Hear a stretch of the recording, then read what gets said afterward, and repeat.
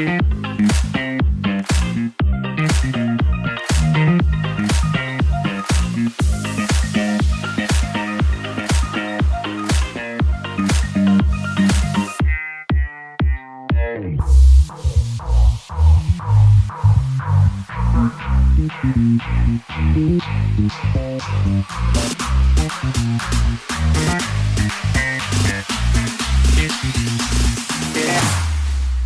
we go now.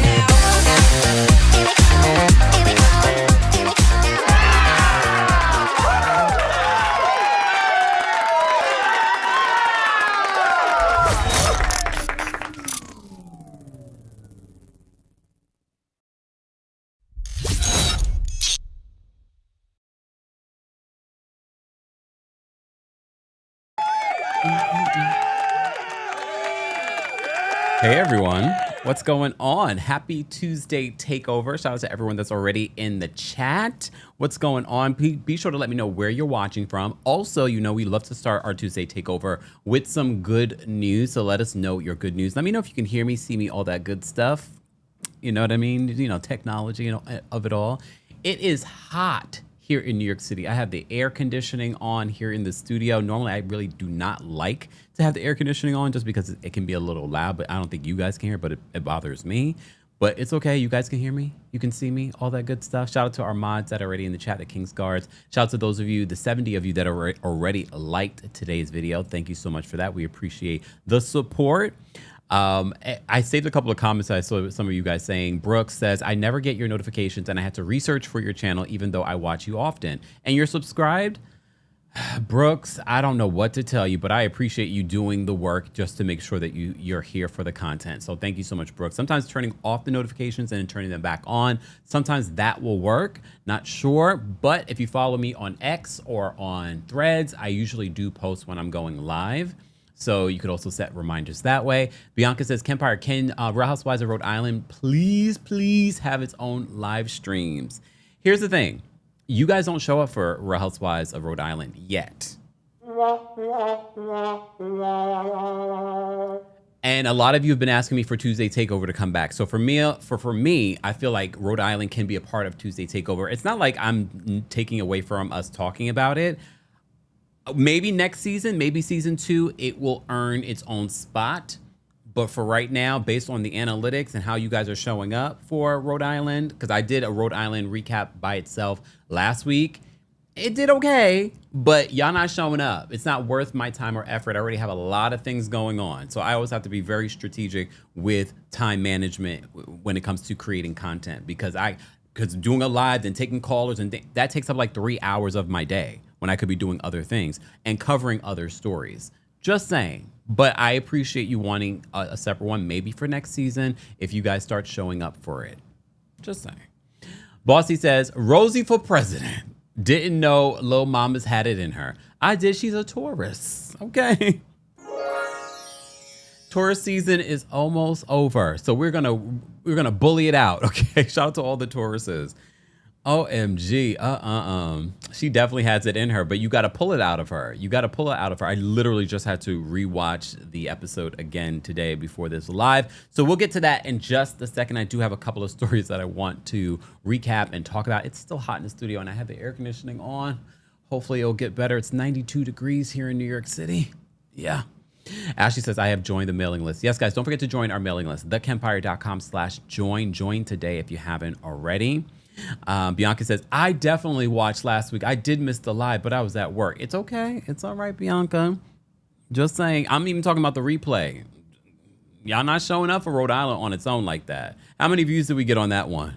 Millie, thank you so much for gifting memberships. We appreciate your support. Moni says, today is my birthday. Happy birthday, Moni. Happy birthday. Shout out to all the Tauruses. I'm realizing more and more the amount of different celebrity Tauruses that there are that I didn't realize before, and all the Tauruses that we have in our community. If you've been gifted membership, be sure to thank Millie. Thank you, Millie, for so much for supporting the channel. Guys, you can also support the channel just by liking today's video.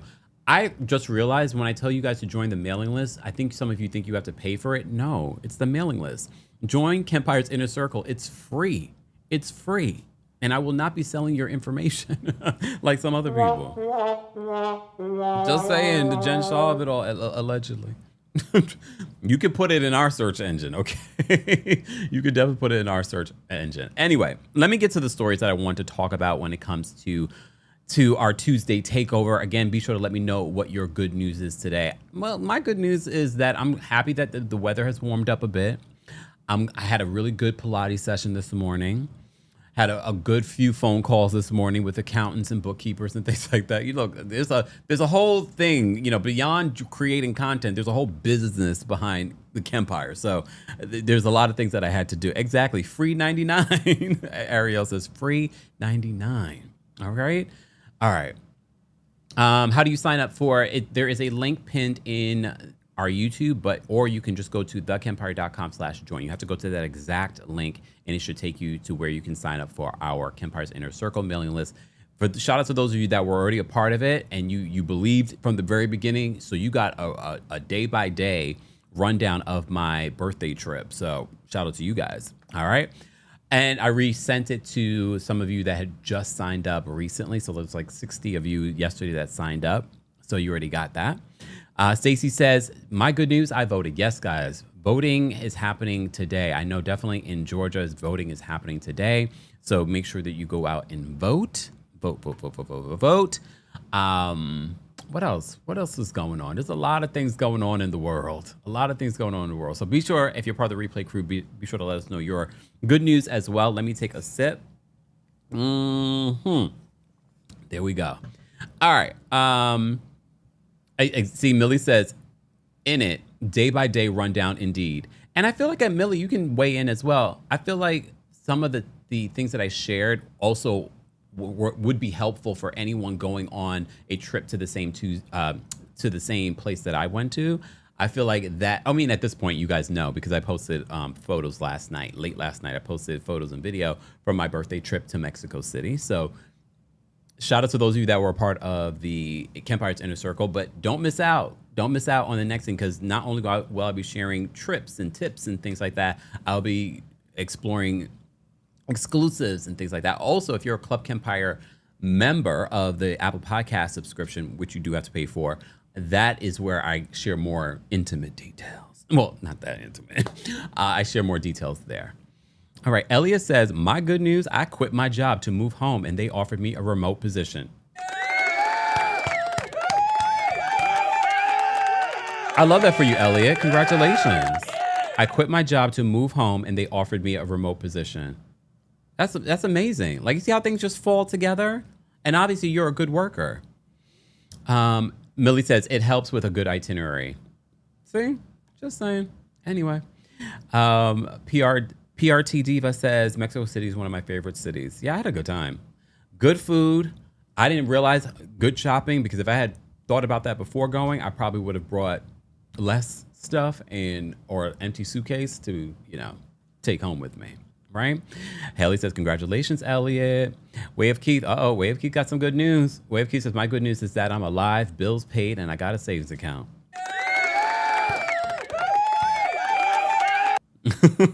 Here goes Swoleston. I knew it as soon as I said intimate. Swoleston said intimate. Eye emojis. I'd pay. It's not that type of intimate. But I just feel like it's more intimate than I'm going to share publicly. I was very happy doing the mailing list. So be sure to join that. I even let you guys know what I'm currently listening to musically, reading, that kind of thing. So join. All right. L. Singleton says, my good news is that 50 plus years young, my husband and I are in good health. I know that's right. Honey Bunny will be 60 next month. Taurus plus Cancer equals love. I'll just take your word for it. I'm kidding. No, Cancer is supposed to be an ideal match for a Taurus. Just saying. I'm loving all the good news, everyone. Keep it coming. Latoya says, my good news is that I'll be moving this weekend with my fiance. Oh, 2 more months, we'll be married and in a house. Congratulations, Latoya. I love when people have love. You know what I mean? Cheers to many, many, many years together and happy years together. You know what I mean? Linda says, hey, it's 8 p.m. in South Africa. Look, as I do the math, 6 hours ahead of us. That's amazing. Hold on. Ariel says, good news, 4-week postpartum and feeling great. Love hearing that. Love hearing that. Thank you, Ariel, for sharing. Deja says, stop hating on us cancers. I was kidding. Calm down. Calm down. Okay? Amy says, my good news is that I'm living in my answered prayer, breastfeeding my son, sipping on water, and watching Kempire. I love that. I love that for you. Thank you. Thank you, thank you, thank you, thank you. Yes, guys, continue to share the love. Let's get into some of these stories. Okay, just to overview some of the stories that we've already talked about in the last few days. So, first of all, we recapped Real Housewives of Atlanta yesterday with our friends Layla Lynn and Grace Report. So if you missed that, be sure to check that out. We did a second live where I shared more of my thoughts, the after show that we did for Real Housewives of Atlanta. I shared more of my thoughts. We briefly talked about Porsha being on the Sherri Shepherd show. We'll talk more about that in a second. So if you missed any of that yesterday, it's worth going back and listening and watching that, okay? I also see that quite a few of my tweets got a lot of people in their feelings yesterday. Calm down. Look, someone was mad at me, like, if you had to watch this episode 4 times, I forgot what they said. It didn't make any kind of sense. If you had to watch it 4 times, maybe you shouldn't be recapping this show. I love how some people come to the internet thinking that they make sense when they don't make sense. First of all, there were quite a few people that said the same thing as me, and it felt the same way as me in regards to Sunday's episode of Real Housewives of Atlanta. We were like, we're confused. And the thing is, our confusion isn't necessarily because we can't comprehend what we're watching. Our confusion is because K. Michelle is not being clear. Okay? She's not being clear. And we're like, huh? Wait a minute, what are we talking about? And we're also watching an edited show where context is important sometimes. So if we got to watch things multiple times, if anything, that makes me a better recapper than most, because I'm making sure I'm like, wait, let me watch this again, because I'm not understanding. You know what I mean? But that's me. All right. Moving on. Exactly. Stay smiling all day says K. Michelle was confusing me, and I'm very intelligent. Look, I'm not going to even sit here and claim to be very intelligent, but I know that I am.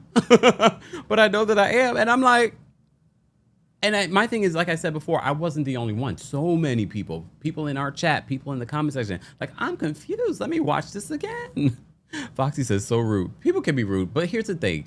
I can't do this job and not realize that people are going to have their opinions and share their opinions no matter, even if they're not sharing in a positive way or constructive way. I just ignore them. And then you get put on mute. So then I never, ever see you ever again. Okay? Millie, you've been a member for 24 months. Thank you so much. We were all confused. Yeah, it was a confusing episode. If anything, these cast of characters should be happy that I watched it multiple times trying to find some understanding. Some people are just going to watch it once and be like, I don't get it. What's wrong with them? I'm trying to give grace. Okay. Sunita said, the episode was very hard to follow. I feel like I have to watch it several times. You see, I'm not the only one. Okay. I'm not going to even repeat what you just said, Miss Parker. But thank you. Stay smiling all day said that was probably K. Michelle who said it. Here's the thing. We were live on TikTok. I also did a TikTok recap. I was busy yesterday. I did a TikTok recap as well yesterday. And it felt like there were people K. Michelle trolls in there too, because they reported my live. I was like, what is going on right now? But anyway, it's still warm in here. Is this temperature not going down? Look. All right, let's move on. Anyway, so for those that may have missed it yesterday, I did recap Real Housewives of Atlanta multiple times yesterday. There's still some more Atlanta stuff that I want to get into. We won't just yet. In the city, you know that new show that's coming to Bravo that's a spinoff from Summer House? Well, they had their premiere party last night here in New York City, and people were surprised to see Amanda and Kyle taking pictures together. He's spoken out about it. Look, I find it so interesting how the Bravo universe can switch up on people on a dime. Because the amount of people I see in the comment section saying, oh my gosh, Kyle is so gracious and blah, blah, blah, blah, blah, blah. And I'm not saying, because I've told you I've met Kyle before, and I was like, he really is a nice guy. Like anytime, and anyone I know that has met him has said the same thing. I'm not saying that we shouldn't, compliment him for being gracious towards Amanda, especially with how this is all playing out. But I haven't forgotten, and this is someone that has not watched Summer House chapter and verse, but I know the stories. He's not innocent either here. He's cheated on her. He's been disrespectful for her in this last season. So excuse me if I'm not going to be like, oh my God, he is so gracious. Kyle is such a great guy. Oh my God. The Bravo universe, though, if you look at the comment section, the way they flip on a dime, because y'all did the same thing with Carl too, because I remember at one particular point y'all hated Carl, and all of a sudden, Carl's such a great guy now, blah blah blah blah. And I was just like, y'all really be switching up on people really quickly.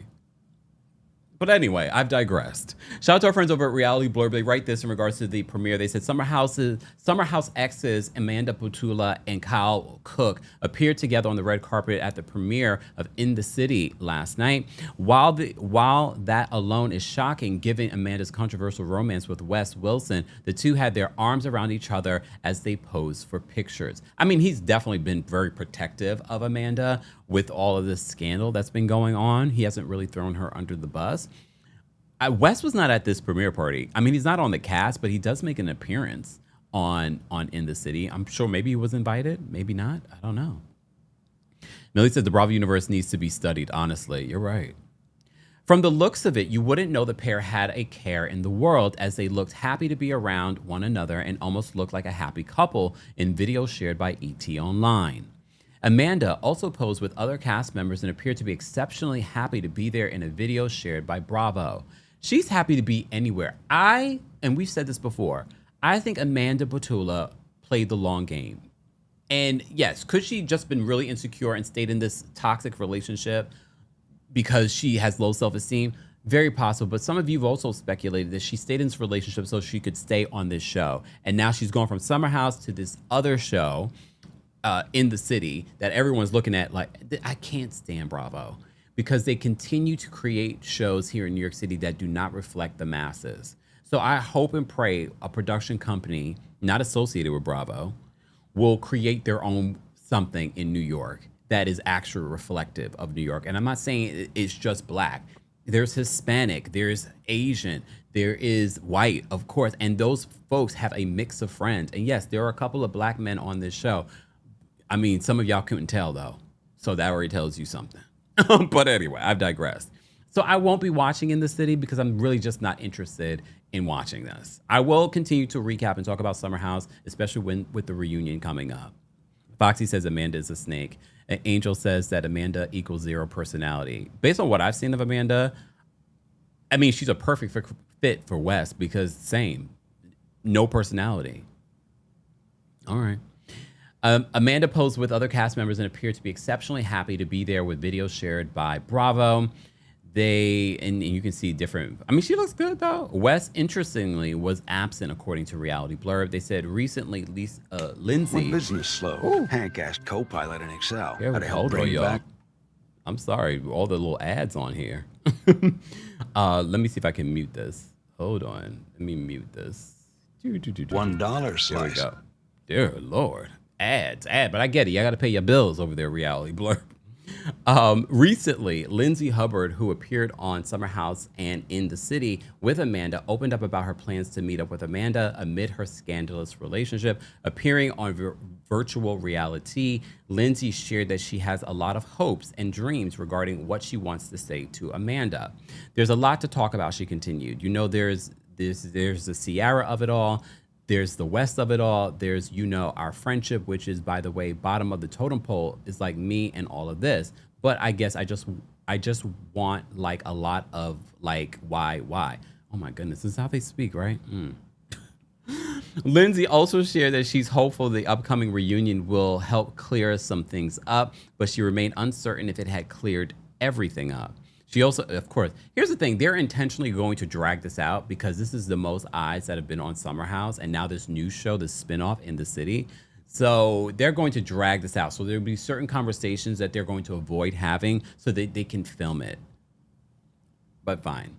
She also opened up about In the City, explaining that she's hopeful people will still tune in given the current controversy. She says, what I guess is a little disappointing for me personally is I worked really hard for months and months and months with our casting director, with our executives, with Bravo to get this show up and running and to get all of our friends involved. Kyle and I have shared the same group of friends forever. That's how Summer House started, she elaborated. And that's the same with In the City. So there was a lot of work that was put in, and not just to get up and running, but while filming. We do have a lot of new people for the viewers, but they're old friends of Kyle and I. Like, there are some of my best friends. Look. Is Lindsay and Kyle from New York? Can y'all remind me? Just saying. Just asking. Look, and I'm not one of the people that say, I think if you've been here 10 plus years and they have been, you're officially a New Yorker. I just find their friend group, if this is their friend group, to be very interesting. Just saying. Taurus Moon says In the City will be one and done. I don't think so, because they have this controversy associated with it, and some of it will play out on In the City. I think they will at least get 2 seasons. And even if they didn't have this controversy, Bravo loves to give certain shows a little bit more opportunity to grow and evolve. But then there's that. Okay, then there's that. All right. Guys, keep liking the video. Keep sharing the video. This is our Tuesday takeover. I just wanted to let you know there was the In the City premiere last night. I will be talking about the Summer House reunion. Maybe I will do like a separate live for just the Summer House reunion, so we can just focus on that. Depends on when it falls. Maybe we will, because Summer House comes on Tuesdays, right? So maybe on Wednesdays for the reunion, we'll talk about that. Speaking of the reunion, Andy did announce that the Real Housewives of Rhode Island reunion will be filming soon. So he's asking for your questions. What questions do you have for this cast? I have a lot of not expectations, but I'm very interested to see what the Rhode Island reunion will look like. I have a feeling, though, it's going to feel like Salt Lake City, where the season is fantastic, but the reunion might be lackluster, but we shall see. We shall see. One of the things that makes Potomac and Atlanta great is because they're able to deliver in real time. They're not so produced. And I feel like some of these other cities are very produced. That's why their reunions are so like, eh. But, even in 2020, when we had that Real Housewives of Atlanta reunion remotely, they were iconic even remotely. You know what I mean? So we need to give Atlanta and Potomac their due. All right. So that was the update that I had in regards to Summer House and In the City and what's going on there. Let me look at my notes as I do this. Before we do that, Memorial Day is right around the corner. So our sponsor today's got a discount going on for you. Boll Branch is sponsoring today's Tuesday Takeover. You guys are always complimenting me on my skin, and it's because I take care of my skin. But it's not just about diet. It's not just about the products that you use, but what about your bedding? What about the place that you spend probably most of your time where your skin is being touched by it? It's your sheets. And one of the things that I've invested in is quality sheets where I lay my head. Some people don't even think about this when it comes to their skincare. And your skincare is not just about your face, it's about your entire body. So I'm excited about Boll Branch being a sponsor for today's live because they have quality sheets. Boll Branch bedding, from their organic cotton sheets to their breathable pillows and comforters, is made with ultra clean materials that are gentle on the skin and free from harsh chemicals. Their fabrics are breathable, soft, and temperature regulating, so you're not overheating or tossing and turning. Because some of why you can't sleep at night is because of your sheets. When your entire bed is made with better materials, it supports the kind of sleep that actually helps your skin recover overnight. A lot of people start with the signature sheets and then add the matching pillowcases and a waffle blanket. I've been loving their sheets, their waffle blanket, but specifically I forgot the color. I think it's like a taupe that I got. Oh, I'm loving it against my skin. I really am. Because the combination makes the whole bed feel softer and cooler. It's one of those upgrades where you notice the difference the very first night. But of course, as I said to you guys before, I've been trying it out for the last few nights and I'm enjoying, first of all, it feels luxurious. Even the presentation on how they sent me the waffle sheet and the sheet set. I was like, okay, first of all, presentation is phenomenal. There are birthdays coming up. There are holidays coming up. This would be a fantastic gift to give to someone that you love, even yourself. And one of the things, and I've talked about this before, about pouring into yourself. It was just my birthday. Getting luxurious sheets, new sheets, fresh sheets on your bed that feel comfortable, that are, especially with how up and down the weather has been here in New York City, and I'm sure other cities where you guys are watching from, these sheets are perfect. They're cooling, they're comfortable, they're luxurious. Get into it. As always, you know there's a holiday coming up, and I've gotten you a discount. Get 20% off your first order plus free shipping during the Memorial Day sale at bollandbranch.com/Kempire with code Kempire. That's Boll and Branch, BOLLAND, branch.com/Kempire with code Kempire to get 20% off. bollandbranch.com/Kempire. Code Kempire. Exclusions apply. More information on Boll and Branch. Today's live sponsor will be available in the description. Thanks, Boll and Branch. Thanks to Boll and Branch for sponsoring today's Tuesday Takeover. As I said before, it's a great gift. Their presentation, when I got my sheets, I was like, oh, okay, what is this? Presentation for me is so important, but even the quality, when I took them out, I was live on TikTok when I was opening it, and I was like, these are really, really great. Really, really great. And I love good sheets. Just saying, but that's me. More information on Boll and Branch will be available in the description. I was just saving some of your comments. You guys have some questions for the reunion. Way of Keith says, my question for the Real Housewives of Rhode Island reunion, my question is to RHOA, is a piece of man better than no man? That's actually a really good question, Keith. Maybe you should send that in. Look, Quad mother says that my question is Kelsey's life even real? She's coming off very rehearsed. We're going to talk about that when we talk about Rhode Island. Kai, thank you so much. Kai says the Zoom Atlanta reunion for season 12 was so damn iconic. It really was. Like, part of me was like, just talking about it makes me want to go back and rewatch it. Lonnie, but part of me doesn't want to be reminded of the pandemic, but anyway. Lonnie says, enjoyed the after show, our after show that we did, guys, yesterday. The whole bath conversation. We went on a whole tangent about a whole bath. So if you missed it yesterday, you missed a lot. Robert says, tomorrow's my birthday. Happy birthday, Robert. Happy birthday. And tomorrow's the official last day of tour season, right? Cindy says, oh, those look amazing in regards to the Boll and Branch sheets. Yes. All right, y'all. All right. Kendra says, I saw a picture of the mistress. Me too. I saw a picture. Finally saw a picture of the mistress. Rula should be offended because that lady is not cute.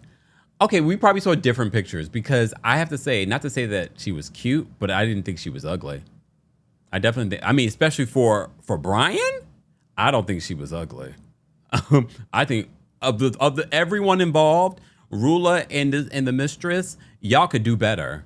But we'll talk about that one in a second. Let me focus. Has anyone noticed? Okay, a couple of things.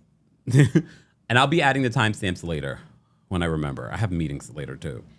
A couple of things. J-Lo's back outside, y'all. I know she never left outside, but she's back outside. There is a video footage of Jennifer Lopez waiting for people to disperse in front. I guess it's in front of her hotel or whatever it may be. You literally see the camera footage. Have you guys seen this? Let me know if you've seen it in the chat.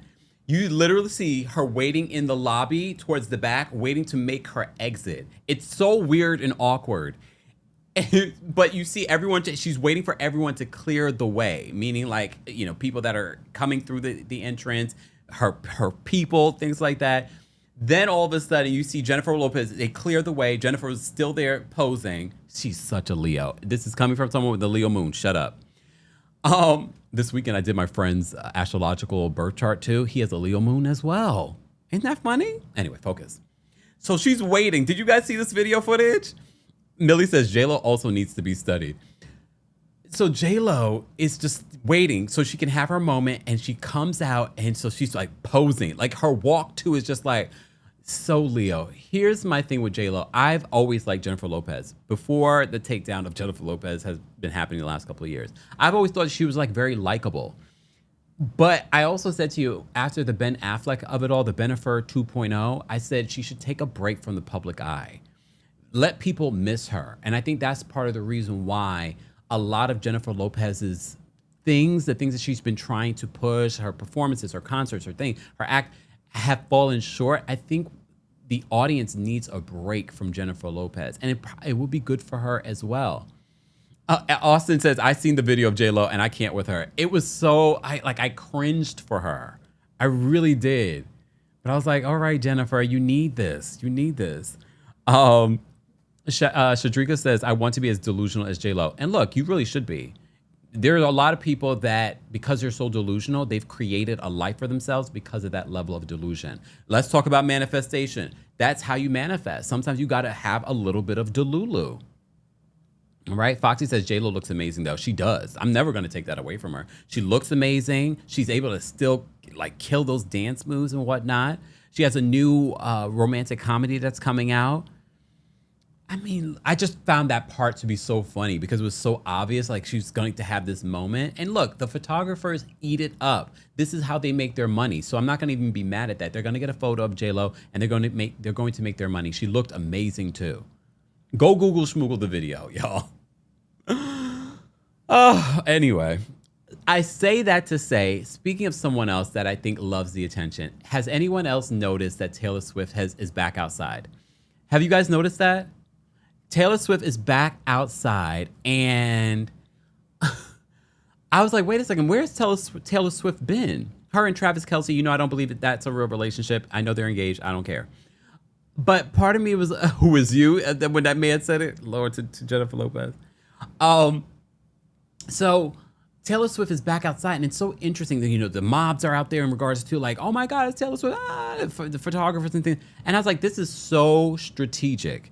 This is so strategic. Jody says, can you show the video? I don't have the video because I didn't even plan to talk about it during our Tuesday Takeover. Do you see why Tuesday Takeover is such an undertaking? There's so many elements and videos and pictures and things that I have to add. But I didn't even think about it until now. But so I said, it's better for me to talk about it than forget about it altogether. Anyway, back to Taylor Swift. Taylor Swift and Travis Kelce have been photographed everywhere in the last a few days. When I was on my birthday trip, I started seeing more and more footage of them. And I was like, I haven't seen Taylor Swift out and about in a long time. And I said, she must have something coming. Or maybe it's because no one's been talking about her in this relationship for a very long time. I was like, okay, well, she's back outside. So I said, something's coming. Something's coming. Or maybe she decided to keep a low profile because of the Blake Lively of it all. And they recently reached a settlement agreement between Blake and Justin Baldoni. So maybe she now feels it's safe to kind of shift the focus from this lawsuit and her association with Blake. Have Blake and Taylor's friendship ended? Because I haven't seen them together. I thought that was interesting. Millie says, I still haven't listened to a single Taylor Swift song. Here's the thing. I'm not going to sit here I'm not a Swiftie, but I'm not going to sit here and act as if I don't like certain songs from Taylor Swift over the years. I can't say that I've been into any of her music recently, but I'm not a Swiftie, but I haven't even listened to the last couple of projects. Speaking of projects, speaking of oversaturation, look, Drake released 3 albums last week. He released 3 albums last week. I think that's a bit much. I'm not saying, I think he's an amazing artist. I like some of his music as well. But 3, I remember a while back that Chris Brown released this 2 disc project, and I said it's too much. And ever since then, I've sort of been just I'll hear a song or 2 from Chris Brown, but the oversaturation sometimes of the music, 3 albums, I'm not listening to all of that because now I'm overwhelmed. Okay, now I'm overwhelmed. I'm now I don't even want to listen to one song.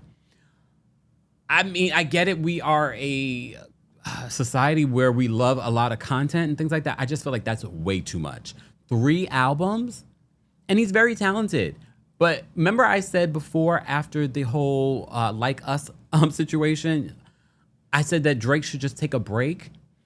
This is not what I was asking for. I said he should have taken a break and then maybe came out with an R&B project in a couple of years. It's just oversaturation. And it says a lot about someone's ego. And I think his ego, I know his ego was hurt after Kendrick Lamar and what Kendrick was able to do with his diss track and turn that into actual commercial success. But three albums? That's a lot. Did you guys listen to it? I didn't. I'm overwhelmed. I said I can't. I didn't even listen to one song. I said I'm overwhelmed. It's too much. Exactly. Zilly says quantity over quality. That's what it is nowadays. I remember a time. Look, I'm the old fogey over here. I remember a time when artists like Janet Jackson, who recently celebrated her 60th birthday. Happy birthday, Janet. Happy birthday, Candy. Happy birthday. Who else? Oh, Grace Jones. I remember a time, Brandy. They would take 3, 4, 5 years before releasing their next project. Okay. Raven says the reviews are not good. Did you guys see Pitchfork's review of Chris Brown's album? They basically said it was crap and gave it one sentence. I was like, ooh. And Chris Brown basically said, this album is not for you. It's for my fans. Okay. All right. Look, I haven't even listened to the Chris Brown project. Not really interested. You know what album I've been listening to? Kalani, a fellow tourist. I've been listening to Kalani's new project. Her album is good. I don't care what. If y'all haven't listened to Kalani's new album, go listen to Kalani's new album. It's good. All right. Tammy says, I've just downloaded Iceman. Have not heard it yet. Well, can you report back? Can you report back and let us know if it's worth listening to? It's just a lot. Anyway, I've digressed. So this all led from me talking about Taylor Swift, and I feel like something's coming from Taylor Swift. All right. Well, damn. Shadrika says out of the 3 albums, there's like 5 good songs. So that's sad. Because that's a lot. Because you know what it is? When I talk about those artists, like people like Michael Jackson, Janet Jackson, Brandy, all these folks, you know how many songs they would record? They would record like 40, 50, 80 songs for one project.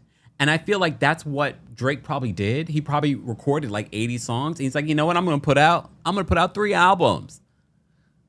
Okay. Is he trying to get out of a deal or something? Is he trying to get out of his deal with whatever label he's with? Because I know he has his own label, but he has the bigger label. Is this to complete a deal? Jermaine says all Drake's songs probably sound the same on those 3 albums. Probably. Not for me. Jermaine says I miss the old Drake. I think Drake needs to do another like R&B project. Is it like that? Is there a theme for each album? Is like one of those albums R&B? Or no? Anyway, I've digressed. I will add timestamps later. Guys, if you're just joining us, this is our Tuesday Takeover. We're almost at 300 likes. Be sure to like today's video. It's an easy free way of supporting not just my channel, but other channels as well. All right. Oh, damn. Esoteric Traveler says all 3 albums are trash. All right. Anyway. All right. Have you guys seen the Jay Shetty interview with Hayden Pattierre? I'm probably mispronouncing her last name, but you remember she was on Heroes. She was on Nashville. Diana Jenkins recently came out because everyone's accusing her of being the woman that allured Hayden and put Hayden into bed with a very well-known celebrity. Hayden told this story on the Jay Shetty podcast. Diane Jenkins is suing everybody that's trying to make associations. She denies that she is the person that did that. Okay. So more things are coming out of Hayden's new memoir. Hayden Pattierre says an Oscar-winning actor and director showed her his testicles without consent when she was just a teenager. The actress has opened up about a ton of stomach-churning stories in her new memoir, This Is Me, A Reckoning, about the abuse she suffered while coming of age in Hollywood. And she's now relaying a tale about a party she attended when she was just 19 years old. Hayden says that she was leaving a gathering, having grown uncomfortable while chatting with a group of men near the end of the night, when a well-respected Oscar winner approached her as she was putting on a coat and complained about the gum stuck to his pants.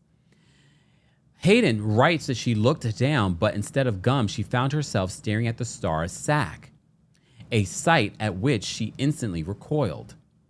Hayden calls the moment a head scratcher, adding, It hadn't hurt me, and I was sure it was a drunken joke, but I'd never seen a grown man do something like that. I was shocked.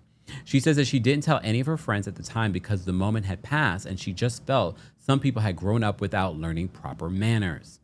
This Is Me is a full of harrowing stories from Hayden being essentially pushed into bed with a unclothed man on a yacht when she was 18 to her recollections of nearly dying during a childbirth. As TMZ mentioned, the book is available now, so get yourself a copy to read all of these and much, much more. That woman has been through a lot. Growing up in Hollywood, it's very clear that she had some issues in regards to that. Didn't she lose custody of her kids and things like that as well? Of her kid? Like, she's been through a lot. She's definitely been through a lot. And there's so many other stories that TMZ has in regards to, other people, other stories from this book. Her new book, This Is Me, A Reckoning, is available now. Okay. If you're looking for something light to read other than this, I've mentioned this before. If you're part of our Kempire's Inner Circle mailing list, I mentioned that Garcelle has a new book, Protecting My Peace at All Costs. If you're looking for something, first of all, Garcelle is pleasant to listen to, but her story about protecting her peace, she does talk a little bit about Real Housewives of Beverly Hills. But if you're looking for something that's going to give you a little hope and relatability, go take a listen to that book. That's an Audible exclusive. You can get it right now. Okay. All right. This is the cover of Hayden's new book. This is Hayden. All right. Taurus Moon, you're requiring a lot. If I don't show a picture, I wish you luck. Okay. You can Google schmoogle like everyone else. Y'all gonna make me get rid of Tuesday Takeover. And y'all can blame Taurus Moon for it. Because y'all don't even realize how much work it takes to put together a Tuesday Takeover. I could just come up here and just do a pre-recorded recap of Real Housewives of Rhode Island and it can call it a day. So if I don't do Tuesday Takeover anymore, blame Taurus Moon.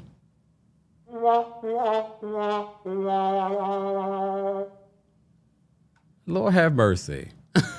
Moving on. Moving on. All right. So one of the stories that I covered the other day was about Real Housewives of Potomac star Wendy Osefo, because you may have seen a couple of different stories in regards to, okay. Can someone do me a favor? Mods, mute said person, please. Mute them. The next thing, you're going to get blocked. Lord have mercy. All right. Anyway, back to this. we got a new sound by Funky. The Kempire, and this fairy sound makes me laugh every time. Lord. Right, exactly. Cindy says, not a Taurus taking down Tuesday Takeover. It's about to be. Lord. Melissa says, who is y'all? Some of us are just listening while working. Thank you, Melissa. We appreciate you. Melissa's watching on Facebook or listening on Facebook. All right, let me get back to this. So over the weekend, I did a story talking about Wendy Osefo. Shout out to our friends over at What Else Is Going On podcast, Taria Faison. She had some exclusive information in regards to what was going on over there during filming for Real Housewives of Potomac. So one of the things she reported is that they took a trip to Beverly Beach.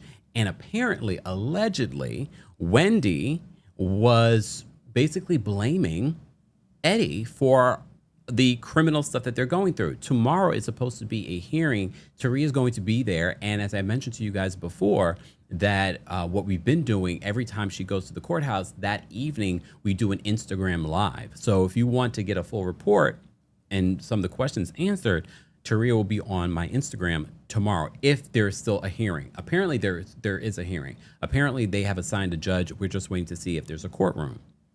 So stay tuned. All right. Lipstick Leah says Taurus on Taurus violence. You don't want to mess with this Taurus. I got a Leo moon and Cancer rising.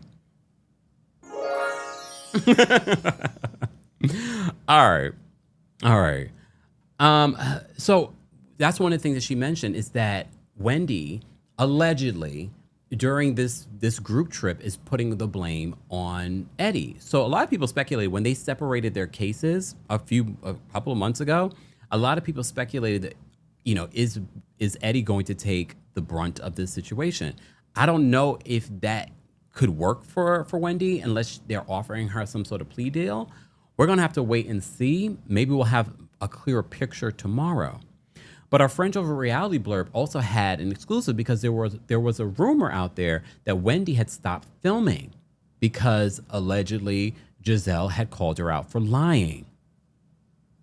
So taping for the Real Housewives of Potomac 11 seasons has been underway over a month now. A recent rumor began circulating on the internet that Wendy Osefo had stopped filming after Giselle Bryant caught her in a lie. Specifically, Mary Cosby fan on X, who has broken a number of Real Housewives news exclusives stories, shared the alleged tea and noted that the scoop was alleged and should be taken with a grain of salt. Allegedly, Wendy Osefo has taken a break from filming after Giselle caught her in a lie about her case. Sources tell me that Wendy will be back to filming. All right, so then they continue. They said an insider exclusively spilled to Reality Blurb that the rumor is completely false. I don't see Wendy stopping to film. I've already said this countless times. I would have been shocked if Wendy did not film, especially with the way that she handled the reunion. She handled the reunion really well, despite a lot of people having concerns of her doing it. So and plus they need the money, and they're going to need the money. They're going to need this check because if Eddie is convicted, I think Happy Eddie is done. And he definitely can't be a lawyer if he's convicted. So I don't know. I just don't know. Big Miss Muffin celebrating 38 months of membership. Thank you so much. Stopping by to say, hey, y'all, please keep Tuesday Takeover. Much love, Kempire. Thank you, Big. Look, the majority have been asking for Tuesday Takeover, but you also understand that there are going to be limits to what I normally do for Tuesday Takeover. It's a lot. It's a big undertaking. You got to gather the stories. You got to gather the images. You got to know what you're talking about. There's a lot of stuff. There's video sometimes footage that we include. Then there's sponsors that we have to include. So it's a lot of work. So when you come up in here requesting, can we see a picture? Can we? Real? You have Google, okay? If you don't know what we're talking about, just move on from the story because obviously then you probably don't care, okay? Anyway, let's focus. All right. So they're saying that the rumor that Wendy stopped filming is not true. There's a rumor that Wendy is blaming Eddie for it all. We'll have to wait and see whether or not any of this is true or how this will play out during the season. Are you guys excited for this new season? Word on the street too, according to Taria, Monique is filming, and apparently Monique and Wendy are getting into it during the season. Okay. Did you also see the interview that Stacey Rush did where she said, she said that Giselle's a good mother, but she's an evil person? Oh, damn. She's an evil person. I know that's right.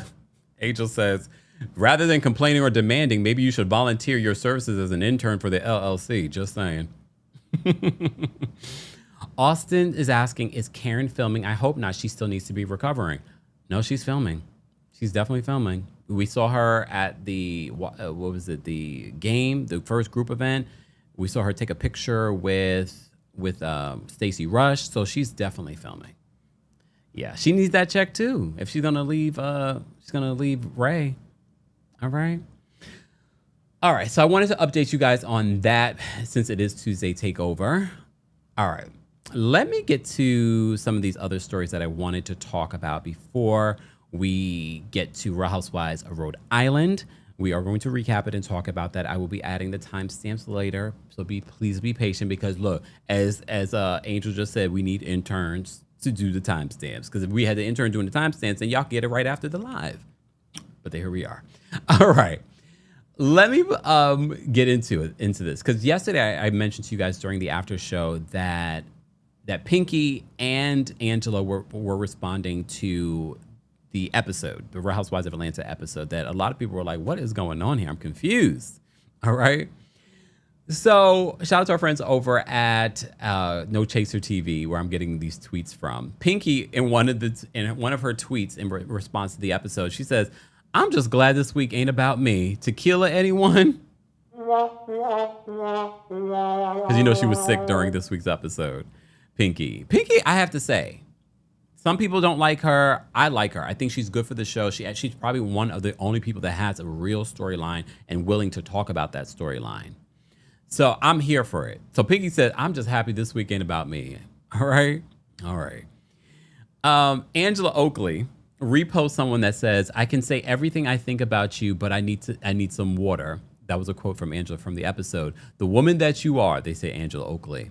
She reposts it, Angela, and says, I wanted to get her so bad. Well, look, Angela, after you got Pinky together, you're good for the rest of the season. If Angela doesn't bring anything for the rest of the season, I'm okay with it.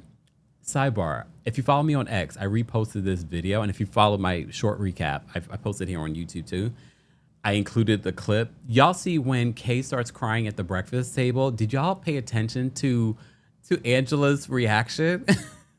Angela just shakes her head and bows her head. And I was like, we didn't talk about it, but I remember seeing it. And then I saw someone post the clip, and I was like, oh my God, that was such a funny moment.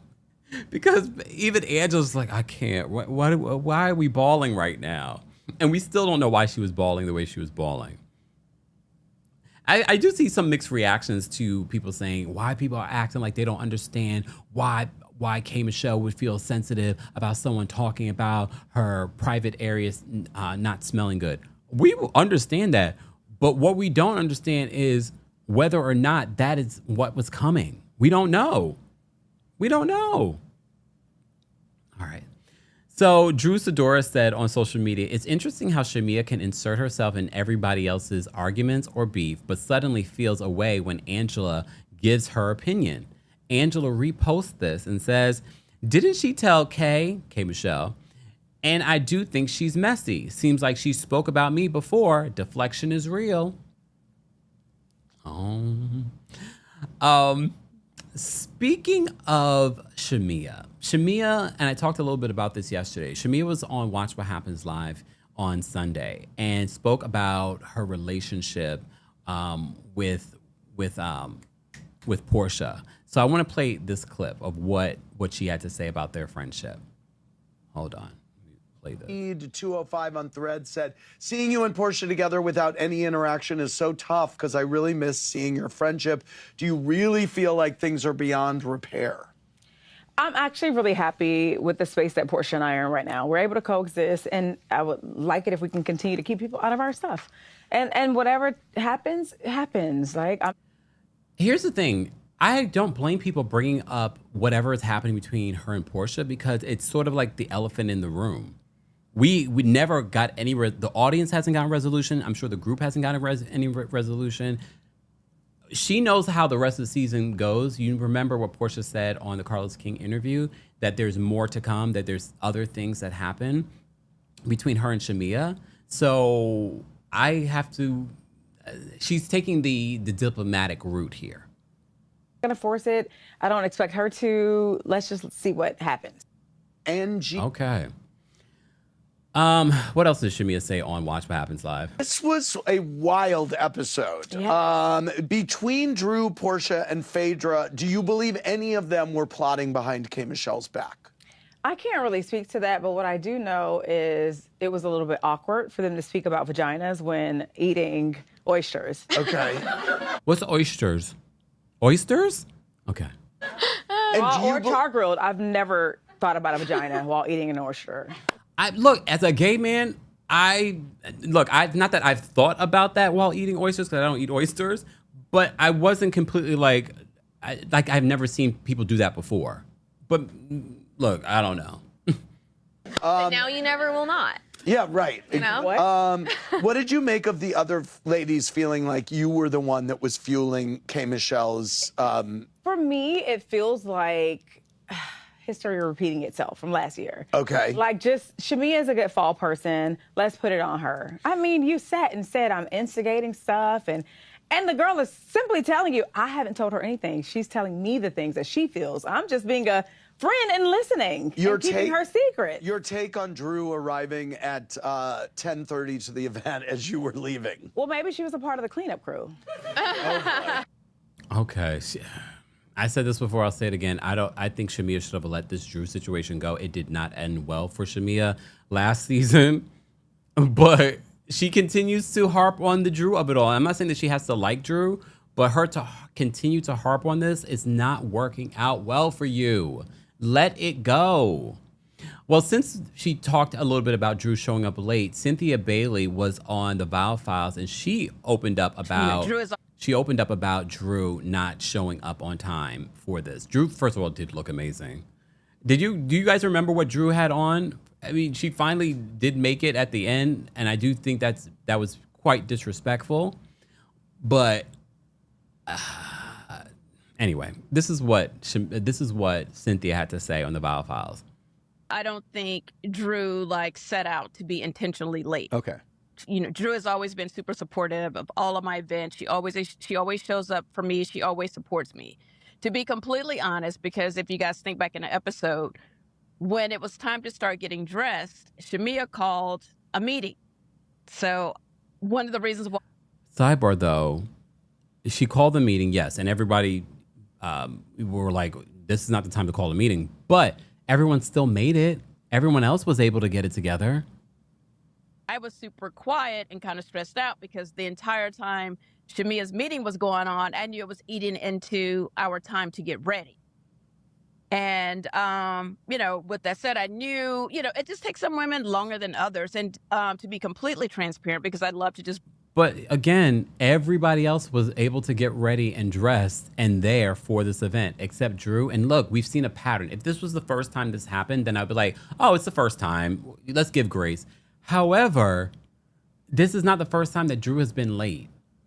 There have been multiple times over the last couple of seasons that she's been late. Fourth wall at this point. We were having some glam issues. Glam was doubling up, trying to do the girls. They had a theme. It wasn't like they could throw on a baseball cap and come to the event. It was a whole Dallas Dynasty theme. So it just took some time. And Drew's glam was held up actually in my room for a little bit because I was filming something else. And it's a whole thing. She didn't intentionally try to be late, and she has apologized for it, which I'm totally fine with. Okay. As long as Cynthia's okay with it. And look, at the end of the day, even though it took her forever to get dressed, at least she didn't come there looking a mess. You know what I mean? You could have, when you look at some of the other people that ended up going, like Shamia, maybe she should have taken more time. Maybe she should have taken more time. Wait, let me not be, because some people yesterday said I was too hard on Shamia. I'm not going to stop. Look, I'm going to continue to share my opinion. All right. You guys are cool. I'm totally fine. So where do you land on the K Michelle side of things? In terms of what?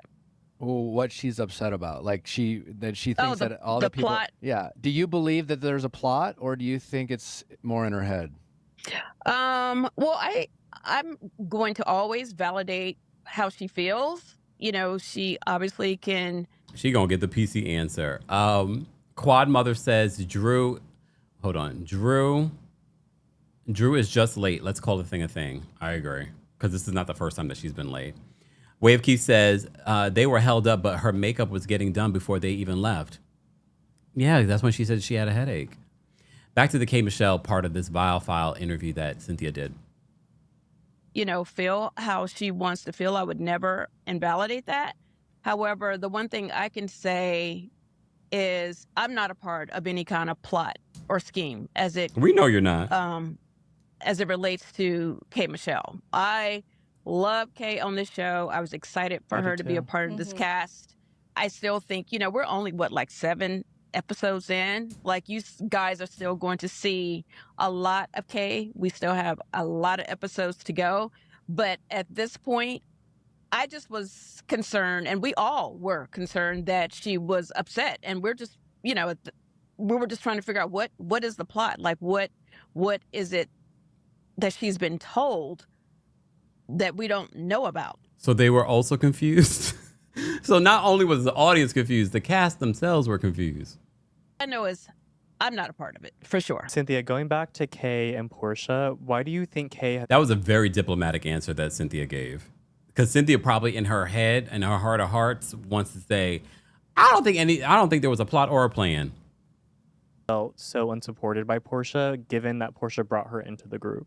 I don't know. And I'm looking forward to us getting more to the bottom of that, as the episodes go on. Are you guys kind of seeing how all of that plays out? But I will say that from what I have seen, Porsha has, well, first of all, I know she was very excited for Kay to come on the show as well as I was.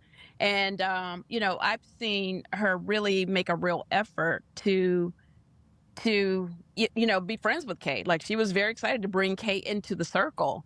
So I don't know where it kind of went left, but it's unfortunate because I think it went left in K. Michelle's head. I really do. And look, y'all know I'm not a Porsha stan or a Porsha defender. I think it went left in K. Michelle's head. have known Porsha for a really long time, and I'm just really getting to know Kay. And if Porsha doesn't want to deal with you, she's just not going to deal with you. So if I feel like if she's making an effort to show you love and give you love and support, like even when, Kay started crying, we were all like sitting there with her. Porsha was like, who is it? Even if it's me, tell me, what can I do? I want to address it, whatever. Like Porsha was really overextending herself and trying to, help Kay get to the bottom of it.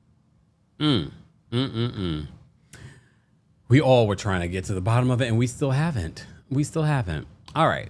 Let me move on from that particular story. Since we're talking about Porsha, Porsha was on the Sherri Shepherd show, and she talks more about stuff with, she talks Drew versus K Michelle, and talks about Kelli Ferrell. Before we get to that, Kelli Ferrell was being slammed on social media for her new confessional look. Hold on, where is it? Where's her confession? So this is Kelli Ferrell's new confessional look, which looks like a white t-shirt. So she's addressing it because Dodger Blue on X says, is this B word in a plain white tee? And she posts a couple of pictures of the full outfit, which looks like a plain white tee. You see like the tube socks that she has on and heels. Look, at the end of the day, Kelli just is not a fashionista. It's so crazy to me that her stylist is now dressing all the other girls, including Porsha, on this show, including Porsha's look on the Sherri Shepherd show. I'm just like, ugh. I mean, she's not the best dressed, okay? I mean, she looks cute here, a little Facetune. A little Facetune cleaned up a little bit.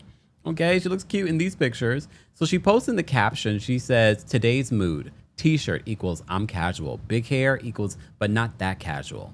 Makeup equals a little glamorous. Then she puts the cheers emoji and says, now we're discussing everyone's business. Cheers. Side note, my confessional look was never a t-shirt, laughing out loud, but it was a look that I was just no longer in the mood for. Fun fact, yes, I wear heels with everything. Okay, Kelli. All right. Anyway, on Sherri Shepherd show. Sherri Shepherd show is coming to an end, guys, this month. Sorry, but she's booked and busy. She's got other things that's coming up. So this is what Porsha had to say on the Sherri Shepherd show in regards to what's been playing out during this season. Shout out to our friends over at No Chaser TV for the clip. I got to talk housewives with you. Okay, yes. Okay. Now, it was a few weeks ago that K Michelle was here. And when I tell you, I was on the floor because she was throwing shade left and right at cast member Drew Sidor. Okay, so do you think that I couldn't even get off the floor. It was so much. Girl, I was dying. I live for that. Did K Michelle, you think did she go too far or not far enough? How you feel about that? I think they both have jumped off the cliff together. Really? They're not friends, or they would have jumped holding hands. But they have both jumped off that cliff. It is up and stuck. Yes. Yes, and but I don't know if you guys saw this interview. I have to say, Porsha, she's a good representative, a good mascot, dare I say, for Bravo and Real Housewives of Atlanta. She's really been handling these interviews really well. But what stood out to me, and this is not me hating on Porsha, because the Porsha stands like, you hating on Porsha, you never liked Porsha. 1 minute I hate Porsha, the next minute I'm standing Porsha. I can't. It can't win. What I will say though, especially, and it could be because Sherri Shepherd isn't that great as an interviewer. Just saying. Because I remember when the girls used to go on the Wendy Williams show, and they would do these interviews like a Nene Leakes, like a Kenya Moore. And I could rewatch those clips right now and be entertained. And look, maybe it's Sherri's fault that the interview feels just a little too robotic. It feels a little too like it's just a PR interview. There really isn't anything funny or memorable about the conversation. And again, that could be because of the interviewer. I don't know. Maybe. Get like that sometimes. You're not gonna like everybody on the cast. You know, right. Drew is absolutely amazing star. K. Michelle has joined the show and shook it up like she shake them tables. Yes. And you know, one thing about it, I think that a lot of people who haven't done reality TV before come on and they're being thirsty, you know, but these girls are being spicy. Our new girls, they're not thirsty, they're spicy. It's spicy. Because they're already established. They're already that girl. Yeah. You see how she's handling this? She's still promoting, despite having those issues and clapping back at K. Michelle over the weekend. Porsha is still giving credit to K. Michelle. She's still giving credit to the girl. She's still helping promote the show. I have to give it to her. She's very good at handling it. That girl, she's a business entrepreneur, has done everything and made millions and millions. And then you have K. Michelle, who's established singer, country singer, groundbreaker. So I'm glad that we have some real heavy hitters now on the show. Well, you got the heavy hitters, and it's interesting because they did let me know. We don't, you know, they're spicy. Yeah. But, you know, it is very spicy because I know that the fellow housewife, Kelli Ferrell, she's been throwing accusations that you've been sleeping with married men. Now, is that spicy or is that a major issue? I mean, she is just like dragging tea from like 4 years ago. Like, you know, one thing I can say, again, going back to some of the new... Is it just tea, or is it actually a rumor, or is it true? The way she kind of says she's dragging tea. Just asking. Girls, going back to Angela Oakley, who's joined the show. This show is about showing black women who are established, who have a wonderful life, fulfilled life in themselves, so they don't have to focus on other people. If they end up focusing on you, they're gonna read you, right? But they're not making me their storyline. Those women, you know, you pay attention to them, they got it going on. You know, they got businesses, they got husbands, they got things. And I just think it's very unfortunate when some of the girls come on the show and they have to kind of search and reach and I mean, she's always reaching for other reasons, but you know, just... Is that reaching? Just reaching. And she can't quite get it. Can't quite get the Who even handed her the peach? You know? I don't know. But listen. Do you guys think that Kelly will come back next season? Remember, Kelly and Drew were the only ones so far this season that have missed complete episodes, and a lot of people speculate that they could be on the chopping block for next season. I don't know. Kelly, sometimes she's cool, sometimes she's not. I think that if you can dish it out, you should be able to receive it back to you. Yes. And you should be able to move on. I think it is very clear Roots to Tressa says, do you think she responded, meaning Porsha, this way because this was recorded a couple of weeks ago? No, I think Portia's still not going to throw K. Michelle under the bus. Even, remember, she sort of put it out there during her Carlos King interview, which was done even before this interview. So I think she knows how to play this game. She's going to be diplomatic. Very, very same way that she was diplomatic when NeNe returned for Ultimate Girls Trip. Do I think those two like each other? No. Do I know for a fact? Well, no. I had to come in hot, and I just cooled her down. Not cooled her down. Lord have mercy. All right. This is going to be a very interesting season and reunion. We're not even halfway through the season of Housewives of Atlanta. We're not even halfway through. So if you want to see the full interview with Porsha on the Sherri Shepherd Show, you can watch that on their YouTube channel right now. I just wanted to play that clip for you. How are you guys feeling about the beef between Kelly and Porsha? Is that even interesting to you? I don't know.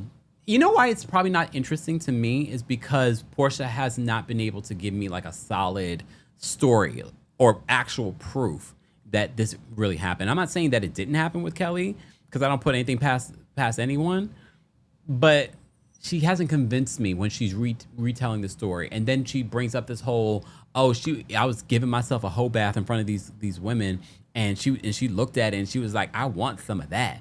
And it kind of reminded me of what she accused Kandi of, only for that to be thrown back in her face as a lie. So it's not landing. It's not landing. Jermaine says not a major beef. Chris says it's a very boring beef. Yeah, I'm not really interested in whatever's happening there. Way of Keith, thank you so much for the super chat. Way of Keith says, personally, I feel like the cast is using Shamia as the scapegoat. Leaving it to them, she's the reason why children are starving across the world. I can see that, but she makes it too easy for them. Don't you have to say, like, I'm not saying that Shamia is the evil one, the only evil person in this group. But I think she makes it way too easy for them. I don't think she's navigating this well. Hey, Rita, thank you so much for the super chat. Rita says, late to the party. Sorry, it's okay. My good news is that clear scans yet.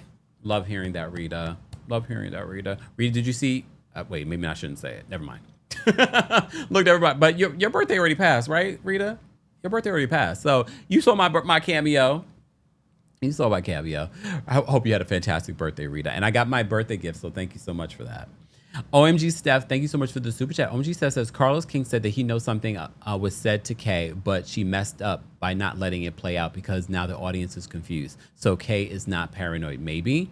But I said that yesterday. I said that during my recap. I said, I don't put anything past any of the housewives being calculated in doing something, but she should have let it play out so she doesn't look crazy on this show. And now look, she looks nutty.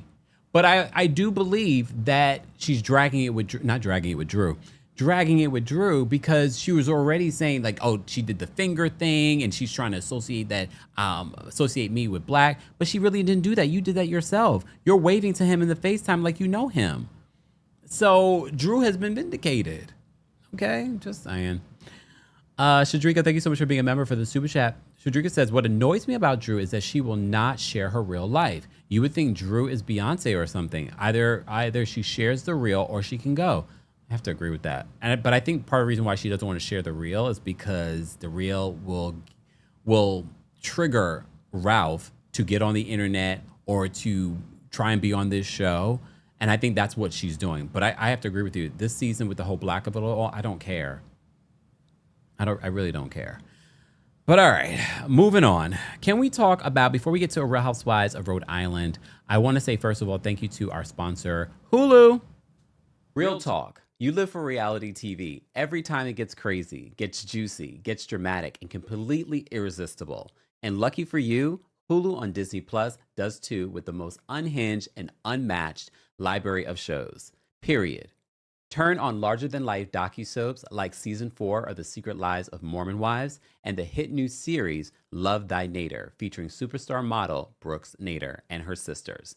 Obsess over the seasons of iconic dating shows like Love Island UK and Farmer Wants a Wife. Get hooked on irresistible food competitions like MasterChef. Dive into hit game shows like Celebrity Family Feud. And revel in show-stopping fashion competitions, including the one and only Project Runway. Whatever it is you're into, Hulu has it all.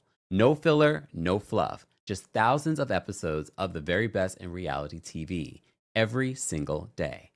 Because Hulu gets real. Stream now on Hulu and Hulu on Disney Plus for bundle subscribers. Terms apply.